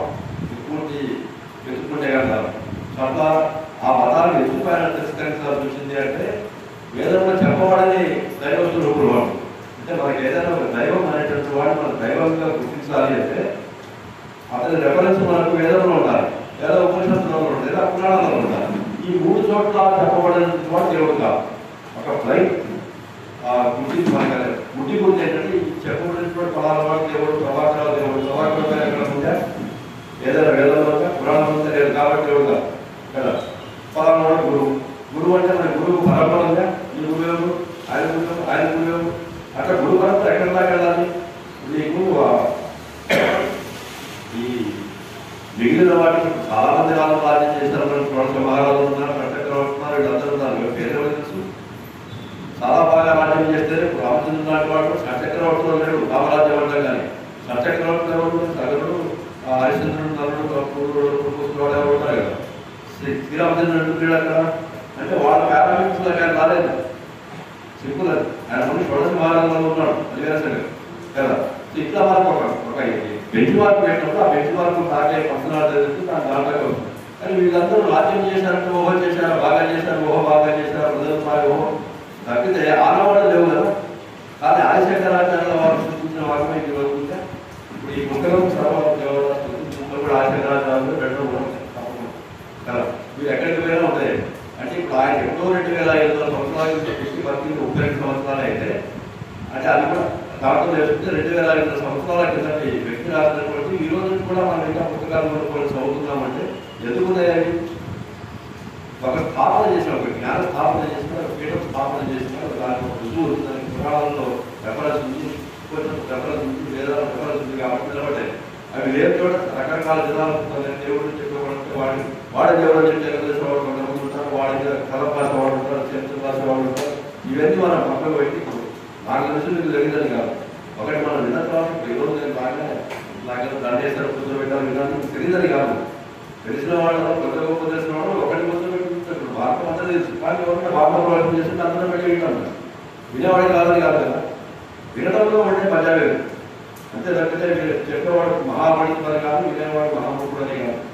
రెండూ ఉంటాయి. 2 చోట్ల తెలిసిన వాళ్ళు కూర్చొని ఉంటారు. కానీ మనం చదువుకున్న దానికంటే కూడా వేరే వాళ్ళు చెప్తుంటే వినేటటువంటి ఆనందం వేరు. అందుకని ఆ ఆనందాన్ని అనుభవించడం కోసం చెప్పి ఎదురుగా కూర్చుంటారు కదా. సో అట్లా తెలియదని కాదు, తెలిసిన దాంట్లో కూడా మనం ఒకసారి దాన్ని మళ్ళీ పునరంకితం అంటాం కదా. పునరంకితం లాగా మళ్ళీ పునర్జీవితం చేసుకుని మనకు ఉన్న జ్ఞానాన్ని ఒకసారి పై లేదు రైతులో ఉన్నటువంటి పైపట్లను తీసుకొచ్చుకొని దాన్ని మనం ఆచరించే ప్రయత్నం చేస్తే మనం ఈరోజు శంకరాచార్య దండేశ్వరుడు లేకుండా శంకరాచార్య అలాగా ఎవరు అని అనుకోకుండా ధ్రువాకరావు చెప్పారు, ధ్రువాకరావు అలాగా ఎవరు అనుకోకుండా కొత్త గొప్ప ఉంది కాబట్టి అయ్యా పురాణంలో ఎదురు లేదు కాబట్టి అది ఎవరు లేదు. పురాణంలో చెప్పినట్టు సూర్యుడు రాజ్యవుడు, శ్రీకృష్ణ మహాత్ముడు రాజ్యవుడు అలా పడిపోడు ఇది నేను చెప్పలేదు. ఆండవుడు మా ఉద్దేశం కాదు, ప్రవచనంలో భాగంగా చెప్తున్నాను. అంతవరకు తెలుసుకుంటాను. నమస్కారం.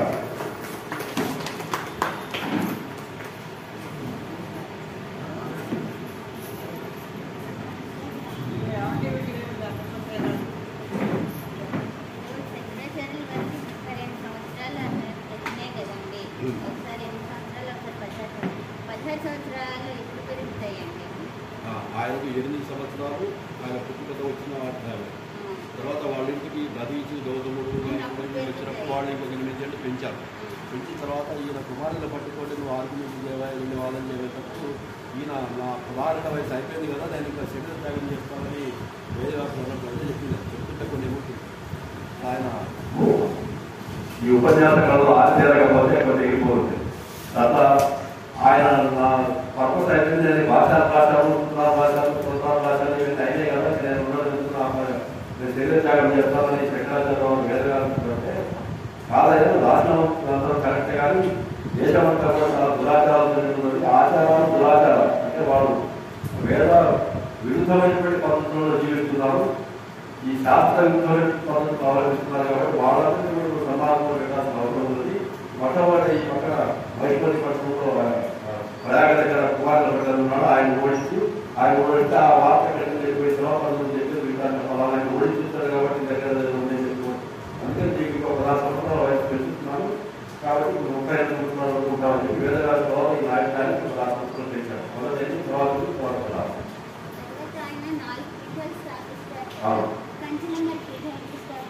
కంచిలో పీఠం కాదు కంచిలో మఠము పీఠం అది ఈ రకమైన ప్రచార పీఠం కాదు కంచి మఠం అది ఆయన స్వయంగా ఉండేటటువంటిది శంకరాచార్య స్వయంగా ఉన్నటువంటిది ఆయన ధర్మ సంరక్షణ కోసం దేశంలో 4 మూలాలు స్థాపించినటువంటి పీఠాలు శిష్యులు అక్కడ పీఠాధిపతులుగా పెట్టి అది స్వయంగా చేస్తారు కంచిలో ఉన్న దానికి మూలా ఉన్నాయని అంటారు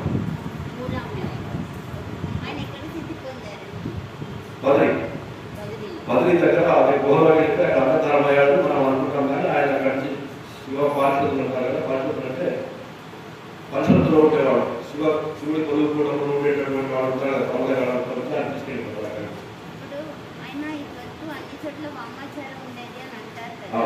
అన్ని చోట్ల ఆయన స్థాపించి దక్షిణాచార్య ప్రాచుర్యాన్ని తీసుకొచ్చారని అన్నారు కదా అది ఇప్పుడు మరి దుర్గగుడిలో దుర్గా సహస్రనామం చదవకూడదంటారు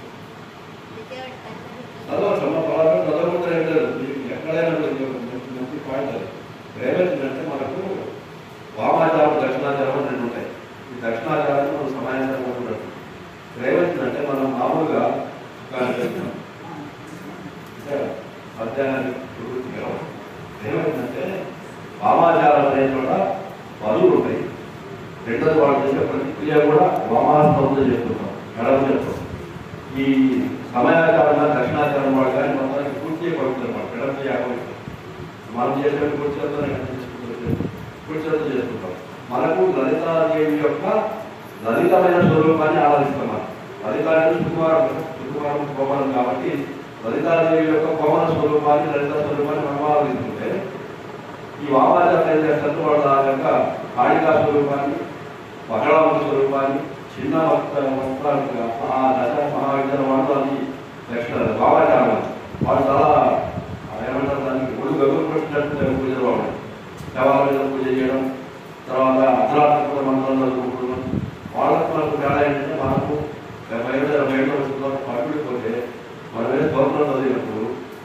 ఒక పదం చక్కగా పడకపోయినా మనకు ఏ రకమైనటువంటి సమస్య ఉండదు ఎందుకంటే మనం లలితాదేవే ప్రార్థిస్తున్నాం మన మనసు ఎక్కడుందో జయము ధ్యానము 3 కూడా లలితంగానే ఉంటాయి కాబట్టి మనకు వచ్చే ఇబ్బంది ఏమీ లేదు అక్కడికి వచ్చినప్పుడు అన్ని కూడా మహాఘోరంగా భయంకరంగా ఉంటాయి కాబట్టి వాళ్ళు ఎక్కడైనా ఒక విష్ణు బదులు విష్ణు అన్న అక్కడ ఉంటుంది కదా అట్లా ఒక అక్షరం పొరపాటున పలికినా కూడా వాళ్ళకి అవసరమైన మనశక్తి ఎదురు వాళ్ళకి మనం జరగదు మనం పలకపోయినా మనసులో వస్తున్నా పలికి ధర్మపరంగా పలికినా ఎట్లా పలికినా కూడా మనకు ఏ రకమైన పాపం అంటుంది ఏ రకమైన పద్ధతులు పుణ్యమే వస్తుంది వాళ్ళు ఈ దక్షిణాచారం వామాచారం వాళ్ళు ఈ ఎదురు చూసుకుంటారు వాళ్ళు ఈ రకమైనటువంటి బలు చూసుకుంటూ రావడం అర్ధరాత్రి పూజ చేయడం సవాలు చేయడం ఈ రకరకాలు నడుచుకుంటారు రెండోది దుర్గా పూజ అనే దాంట్లో మనకు రకరకాలు ఉంటాయి కానీ మనం చేస్తున్నటువంటి ప్రార్థన చేస్తున్నావా సాధన చేస్తున్నావా అని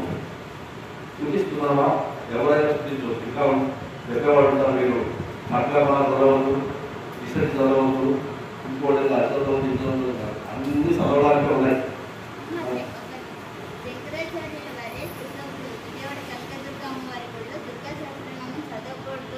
శాస్త్రనామం కావాలి రీసెర్చ్ ఒక్కటి చదవకూడదు ఎందుకంటే రీసెర్చ్ శాస్త్రం కలిగి కూడా బాగుంటుంది అది ఒకటి ఎందుకు చదవకూడదు లోపలికి వెళ్ళి చదవకూడదు బయట చదవకూడదు లోపల ఏమవుతుందంటే మనకు మీరు లోపల వెళ్ళిన అవకాశం ఉందని కనబడుతుంది. బయట ఉన్నంత సౌమ్యంగా లోపల చాలా భయంకరంగా ఉంటుంది విగ్రహం. మైకాసం వర్ధనిస్తుంది లోపల. ఆ మైకాసం వర్ధని స్వరూపం ప్రపంచం చెందకుండా ఉండడం కోసం అని చెప్పి ఈ చదవద్దని విశేషమైన చెప్తాను. బయట ఉండేటువంటి దుర్గాన్ని మనం చదువుకోవచ్చు. ఆ సమస్య మీరు ఏదైనా సరే భక్తి భావంతో ఫలితమైన మనసుతో ఏం చదువుకున్నారో మనకి ఏమి అవ్వదు. ఎక్కడ మనకు నిబంధనలు ఉంటాయంటే మీరు సాధన చేసినప్పుడు ఉపాసన చేసినప్పుడు ఏమిటంటే ఉపాసన యొక్క నియమ నిబంధనలు ఉంటాయి. సాధన చేసినప్పుడు అగ్నిన్యాసం కన్యాసం విన్యాసం ఉంటాయి. ఇవి చేస్తున్నప్పుడు ఏమైందంటే మీరు ఆ దేవత శక్తిని ఆవాహన చేస్తున్నట్టు లెక్క. ఆవాహన చేస్తున్నప్పుడు తట్టుకోగలిగిన సమస్య మనం ఇంకా దానికి ముందున్నటువంటి ఎవరి ఉంటాయి కదా అష్టాంగ యోగాలు మనం చేసినట్టయితే మనకు శరీరం తట్టుకోగలిగినటువంటి శక్తిని సంతరించుకోరుతుంది. అప్పుడు మనకి అది ఒక తగిన మనకి అవ్వదు. మామూలుగా మనం రకరకాల ధైర్య కార్యక్రమాల్లో పాల్గొని ఎప్పుడో ఒకసారి వాళ్ళు ఎప్పుడో రాదు.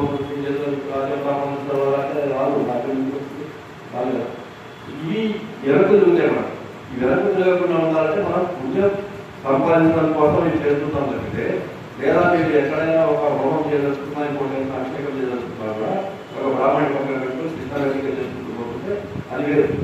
అక్కడ అన్ని వాడు చెప్పినట్టు చేస్తాం. మనం తెలుసుకుంటాం అగ్నినాథం చేసుకుంటాం, దాన్ని అవకాశం చేసుకుంటాం, పద్ధతి నడుస్తుంది. అనంతరం మనం చేసుకునేటప్పుడు మనకి ఎక్కడ పొరుగుగా వేరే రకంగా విపరీతమైనటువంటి వాటితో ప్రభావం. అందుకే మనం సంవత్సరం కూడా ఏ సంవత్సరాలైనా చదువుకోవచ్చు, ఏదైనా చదువుకోవచ్చు, ఎప్పుడైనా చదువుకోవచ్చు. ఎప్పుడైనా కూడా మనం ఏ స్థితిలో ఉన్నా మనసు అనుకోవచ్చు. దాని సమస్య ఎందుకంటే ఈ మనసులో ఒకసారి దేవుడు అనే భావనప్పుడు మనసు పవిత్రమైన క్షేత్రంలోనే దేవుడు ఉంటాడు. దేవుడు క్షేత్రం పవిత్రమైన మనసు శారీరకంగా ఏదైనా అపవిత్రం ఉన్నా మనం బయటకు ఉన్నప్పుడు లోపల అభివృద్ధి ప్రాబ్లం లేదు.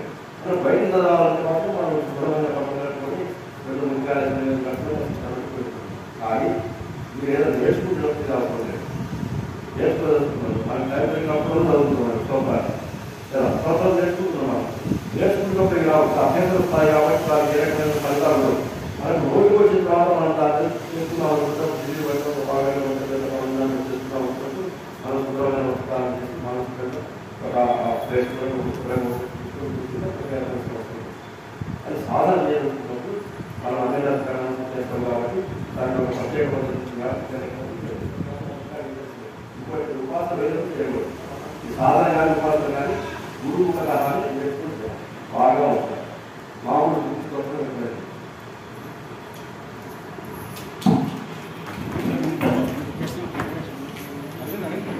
సార్ ఇంకొక ప్రశ్న. అద్వైతానికి ఒక డెఫినేషన్, అద్వైతం, ద్వైతం, విశిష్టాద్వైతం, ఈ మూడింటికి డిఫరెన్సెస్ ఏంటి? అద్వైతం అంటే అద్వైతం అంటే ద్వైతం అంటే ఇవి కాదు, రెండు దానికని చెప్పారు. అద్వైతం అంటే ఇక్కడే ఉంటుంది. ఏదైతే రెండు కాదు ఇక్కడ ఒకటే చెప్పలేదు ఆయన, రెండు కాదు చెప్పాడు ఆయన. నేను ఒకటే మరి ఇంకోటి ప్రమాదం ఉంది కాబట్టి రెండు కాదు. అద్వైతం జీవాత్మ పరమాత్మ రెండు ఒకటే అని చెప్పడం. తర్వాత ఒక కొన్ని సంవత్సరాల తర్వాత దాదాపుగా 1400 సంవత్సరాల తర్వాత మనకు రామానుజాచార్య జన్మదినం ఆయన విశిష్టాద్వైతాన్ని స్థాపించారు. విశిష్టాద్వైతం అంటే అద్వైతమే విశిష్టంగా చెప్పడం.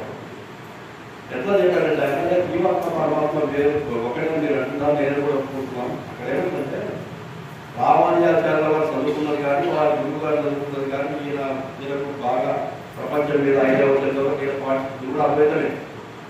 అయితే ఒక దశకు వచ్చిన తర్వాత ఏమవుతుందంటే వీళ్ళు పురాణ పురుషులు కాబట్టి కాలజన్ములు కాబట్టి వాడు బాగా కూడా చుట్టుపక్కల ఉన్న వాళ్ళని ఉద్ధరిద్దామని ఆలోచిస్తున్నారు.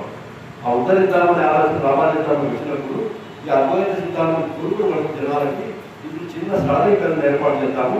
అది ఏర్పాటు చేస్తే జనానికి అర్థమైతే కదా ఎంత మనం ఫాలో అయ్యేది. అర్థం ఒకటి అంటే అర్థం ఒకటి ఏమిటో నాకు అర్థమైతే మీకు అవ్వదు. సిద్ధాంతం పెట్టాడు కాబట్టి మనం అనుకుంటున్నాం కానీ ఈ ఒక్క పర్వతం అంటే ఒకటే అంటే నన్ను దేవుడు కొట్టి ఓకే దేవుడు కొట్టి ఓకే కాదు కదా. అది ఆ స్థితికి రావాలంటే నల్లకే సాధ్యమైంది, వేరే వాళ్ళకి సాధ్యం కాలేదు కదా. శంకరాచార్యులు సాక్షాత్ పరమేశ్వరుడు కాబట్టి సాధ్యమైంది కదా. మిగిలిన వాళ్ళకి ఏమవుతుందంటే విషయం తెలిసి ఉంటుంది కానీ అది గురించి చెందలేదు. మనకి ఎట్లా ఉంటుందంటే మనకు ఆకలి అయితే ఆనందించే పోతుందని సంగతి మనకు తెలిసిన విషయం. నిజంగా ఆకలి తింటే ఆకలి పోవడం అనేటువంటిది అనుభవం కదా. ఈ ఈ తేడా మనం తెలుసుకుంటే అది అద్వైతం. ఈ విశిష్ట అద్వైతంలోకి వచ్చినప్పుడు ఇదంతా కరెక్ట్ లేదా కానీ నువ్వు గమనించాల్సింది ఆకలి వేరు నీ అన్నం వేరు. నువ్వు తెలుగు తర్వాత కదా విభజించేది కాబట్టి నువ్వు ఫస్ట్ నువ్వు వేరని అనుకున్న తర్వాత నువ్వు తెలుసుకో జీవాలు చిన్న పగల తెర తీయగలవాలని కదా ఆ చిన్న తెర ఉంటుంది దేవుడికి జీవుడికి మధ్యన తెరను నువ్వు జ్ఞానంతో మన పగలు తెరను తొలగింపజేస్తుంది.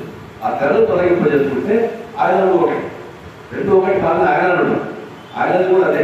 కానీ చిన్న తెర నేను ప్లాట్ చేస్తుందా నువ్వు ఈ దేహం జరుగుతున్నావు ఆదాయం జరుగుతున్నావు చిన్న ఉంది కదా కొంచెం ఆలోచించుకోకుండా జ్ఞానం ఉంది ఆ పొందిన తర్వాత నీకే తెలుస్తుంది నువ్వే తెలుసుకోండి.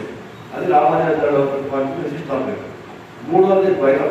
ద్వైతం అంటే లేదు ఏంటంటే పక్క గోడ జీవుడు వేరు దేవుడు వేరు. ఈ జీవుడు వేరు దేవుడు వేరు అనేటువంటి మనకు మొదటి నుంచి మనం అందరం చేస్తున్నది అదే. మనం అద్వైతం దానిగా విశిష్టాద్వైతం దానిగా ప్రాక్టికల్గా మనం చేస్తున్న ద్వైతం.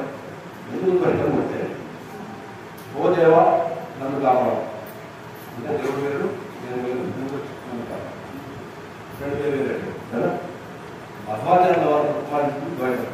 ఆయన ఏమంటాడంటే నువ్వు రెండు ఒకటే ఎవరు బాగుంటుంది ఎవరు అందరికి పోడు కానీ రెండు తెర ఉందన్నారు అందరికి అర్థం కాదు కదా. కాబట్టి నువ్వు వేరు ఆయన వేరు అనుకో. అప్పుడు ఆయన ఇవ్వాల్సిన పవిత్రత ఆయన ఇవ్వాల్సిన గౌరవం ఆయన ఇవ్వాల్సిన భక్తి వ్రతం కొత్తప్పుడు ఎప్పుడు అనిపించి ధరించే అవకాశం ఉంటుంది. అంతేగాని అందరూ ఒకటే అందరూ ఒకటే కదా. అదే జాతర పడితే వీటి ఇంకా ముప్పుడు అయిపోతుంది కాబట్టి అంత కాదు. ఇతన్ని నువ్వు వేరు నువ్వు నీ శరీరం అనేటటువంటిది రకరకాల కార్యాలకు ఉపయోగపడుతుంది కాబట్టి వాటిలో మంచి మంచి మంచి కార్యాలు రకరకాలు ఉంటాయి కాబట్టి నువ్వు అన్నింటి మంచి కార్యాలు వదిలించుకొని ఆశని కూడా వదిలించుకొని దైవం కూడా పెంపొందించుకొని దైవ మార్గంలోకి వెళ్ళవయా దేవాయానం ఆ దేవాలయంలోకి వెళ్ళవయా ఐక్యం కూడా రెండు ఒకటే అప్పుడు కూడా మూలసూత్రం అద్వైతమే. చెప్పే విధానంలో ఏమవుతుందంటే అప్పుడున్న జనాల యొక్క మానసిక పరిస్థితిని బట్టి చేతనావస్థను బట్టి అప్పుడున్న గురువులు దాన్ని ఇప్పుడున్న సమాజం బాగుపడాలంటే మనం దాన్ని ఈ రకంగా చెప్పాలని నేను వాడు భావిస్తాను ఆయన ప్రచారం చేశాను అన్నిటి కూడిస్తాను. ఎందుకంటే శబ్ద ప్రాచుర్యం అద్వైతానికి ఎక్కువ ఉందండి. ఏంటంటే శబ్ద ప్రాచుర్యం అద్వైతానికి ఎక్కువ ఉంది. అంతే కదా మరి అద్వైత సిద్ధి వచ్చినట్టు అద్వైత సిద్ధే మూలం అన్నిటికీ అర్థసిద్ధ మూలం. రసపోయిన తర్వాత పాటగాడు వాడు మైమర్చిపోయి దాన్ని పాటలు నిజమైపోతారు తర్వాత కరెక్ట్గా పెడుతున్నారు. సో అట్లా ఎవరు డ్యాన్స్ చేసేవాడు ఉంటారు అంటే కళలో నిజమైవాడు అవధానం చేసేవాడు పడింది అట్లా జరిగింది కదా. నిజమైపోతుంది ఎక్కడ వస్తుంది వాడికి అద్వైతం వచ్చేస్తుంది కదా. ముందు కూర్చున్నప్పుడు మాత్రం పాట వేరు నేను వేరు నాట్యం వేరు నేను వేరులోనే ఉంటారు వాళ్ళు. ఇది విశిష్టాలు లేదు. ఇది క్రమాంగత ఇప్పుడు మీకు శివప్రభు ఎట్లా అవుతుంది శివుడు మామూలు మొదలు పెట్టింది నాట్యమే. ఒక దశకు వచ్చి ఆయన కిలో తెచ్చిన తర్వాత తాళం వేసింది. ఆ తాళం వేరేప్పుడు పట్టుకున్నాడు ఆయనే దాంట్లో నిలబడిపోతుంది. అట్లాగే అమ్మవారి నాటకంలో రాసిన దీనికి మారిపోతుంది కదా. సో అట్లా ఏమవుతుందంటే ఒక దశకు వచ్చిన తర్వాత ఈ రెండు ఒకటే అవుతాయి. ఈ రెండు ఒకటే అవడం విశిష్టం లేదు. ఒకటే ముందే తెలుసుకుంటే నీ బ్యాలెన్స్ ఆఫ్ లేకపోతే ఉపయోగపడుతుంది కదా అని ఆయన మనకు ఎట్లా అవుతుందంటే ముందుగానే మనం తెలుసుకుంటే మనం ఎన్నాళ్ళతో మనకు తెలియదు కదా. తెలుసుకున్న నాటి నుంచి ఆ బ్యాలెన్స్ ఆఫ్ లేదు ఎక్కువ ఉందేమో దాన్ని ఉపయోగించుకొని ఒక సిద్ధాంతం తప్పలేదు. ఈయనేమంటే కొంతకాలం నువ్వు దాన్ని రైతాన్ని ఉపయోగించుకోవాలి దాని తర్వాత చెప్తుంది కానీ ఈయన రావాల్సిన ఆయన ఏమంటాడంటే అసలు మీరు ఎందుకు వేరేదైనా ఫస్ట్ ఎంత విశేషత తెలుసుకోవాల్సింది ఈ శరీరం ఎందుకు వచ్చింది ఎందువల్ల దీన్ని పట్టుకున్నాం ఎందువల్ల దీనికి వచ్చింది ఎందువల్ల ఆయన అంటాడు తెలుసుకొని ఎదుర్కొన్నటువంటి సారూప్యాన్ని పట్టుకొని అక్కడ ఏదో ప్రయత్నం చేయాలి మధ్వాచారం. ఇది అద్వైతం.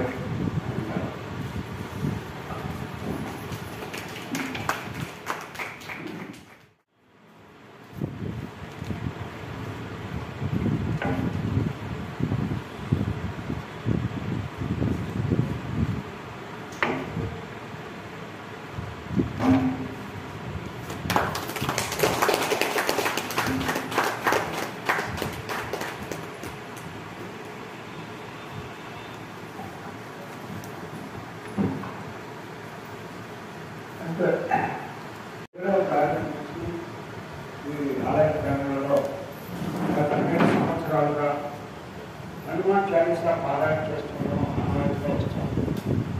అయితే ఏదో పారాయణ చేసేస్తున్నారు అంటే వేదంలో కూడా చాలా మంది గొప్పమైన ఒక మాట అనుకుంటారు. ఏంటంటే స్వచ్ఛ చెబుతుంటే సరిపోయిగా దాని అర్థం తెలియకుండా చేస్తే ఏమిటి చూసింది. అలాగే పారాయణ చేస్తే సరిపడుతుందా? పారాయణలో ఆ చేసేటువంటి పారాయణ యొక్క అర్థాన్ని మనం తెలుసుకున్నట్లయితే ఇంకా మనం చేసేది చాలా ఇంకా బాగా ఏ విధంగా చేయగలము అనే భావన మనలో ఏర్పడుతున్నటువంటి తీసుకుంటుంది. వెల్లుడు 4వ తారీఖున సాయంకాలం ఆదివారం ప్రభాకరరావు గారి హనుమాన్ చాలీసా అంటే 40 శ్లోకాలు, ఆ 40 శ్లోకాల గురించి కొంత వివరణ ఇవ్వడం జరుగుతుంది. తద్వారా మీరు చేసే పారాయణ యొక్క విశిష్టతను నిర్వహించుకోవడం చెప్పేసి అందరికీ కూడా మనం చేస్తూ ప్రతి ఒక్కరూ కూడా వచ్చి మీరే కాదు మీ వారాన్ని కూడా తెలియజేసి హనుమాన్ చాలీసా చాలా చోట్ల చాలా రకాలుగా పారాయణ చేసేస్తున్నారు. కానీ దాంట్లో తప్పులు కూడా వ్యక్తమై ఎవరికి తెలియలేదు. ఎందుకంటే ఎవరో ఒక ఆంధ్రుడు ఒకరు ఒక పుస్తకాన్ని ప్రింట్ చేశారు, హనుమాన్ చాలీసా పుస్తకం ప్రింట్ చేశారు. దాంట్లో ప్రారంభించిన తప్పు ఇలాంటి వరకు అది కరెక్షన్ కాదు. అది చాలామంది చెబుతున్నారు, చాలామంది చేయలేని స్థితి ఏర్పడింది. ఎందుకంటే పుస్తకాలు వార్తపడితే పుస్తకాలు అప్పటికి వెళ్ళిన తర్వాత ఇవాళ దాని మొత్తం తప్పే ఒప్పైంది, ఒప్పు ఏమవుతుందో తెలియని స్థితి ఏర్పడింది. కాబట్టి దాని గురించి 4 విషయాలు తెలుసుకోవడానికి అందరూ కూడా రండి. 4వ తారీఖు అసలు ఏకే పెడదాం అనుకున్నాం, అయితే మాకు భజన కార్యక్రమం ఉంటుంది కాబట్టి 4వ తారీఖు జరుగుతుంది. అందరూ కూడా వచ్చి మీరే కాదు ప్రతి వారిని కూడా దీంట్లో భాగస్వామి చేయాలని చెప్పేసి భక్తులందరినీ కూడా కోరుతున్నాం. అలాగే 7వ తారీఖు నుంచి జరగబోయేటువంటి కార్యక్రమంలో వందలాది మంది ఇక్కడ కూర్చొని చక్కగా పారాయణ చేసి ఆ హనుమంతుడి యొక్క శక్తిని మీరు అందరూ కూడా పొందాలని చెప్పేసి గజానన మహారాజుకి జై. లక్ష్మీ గణపతి ఉమామహేశ్వర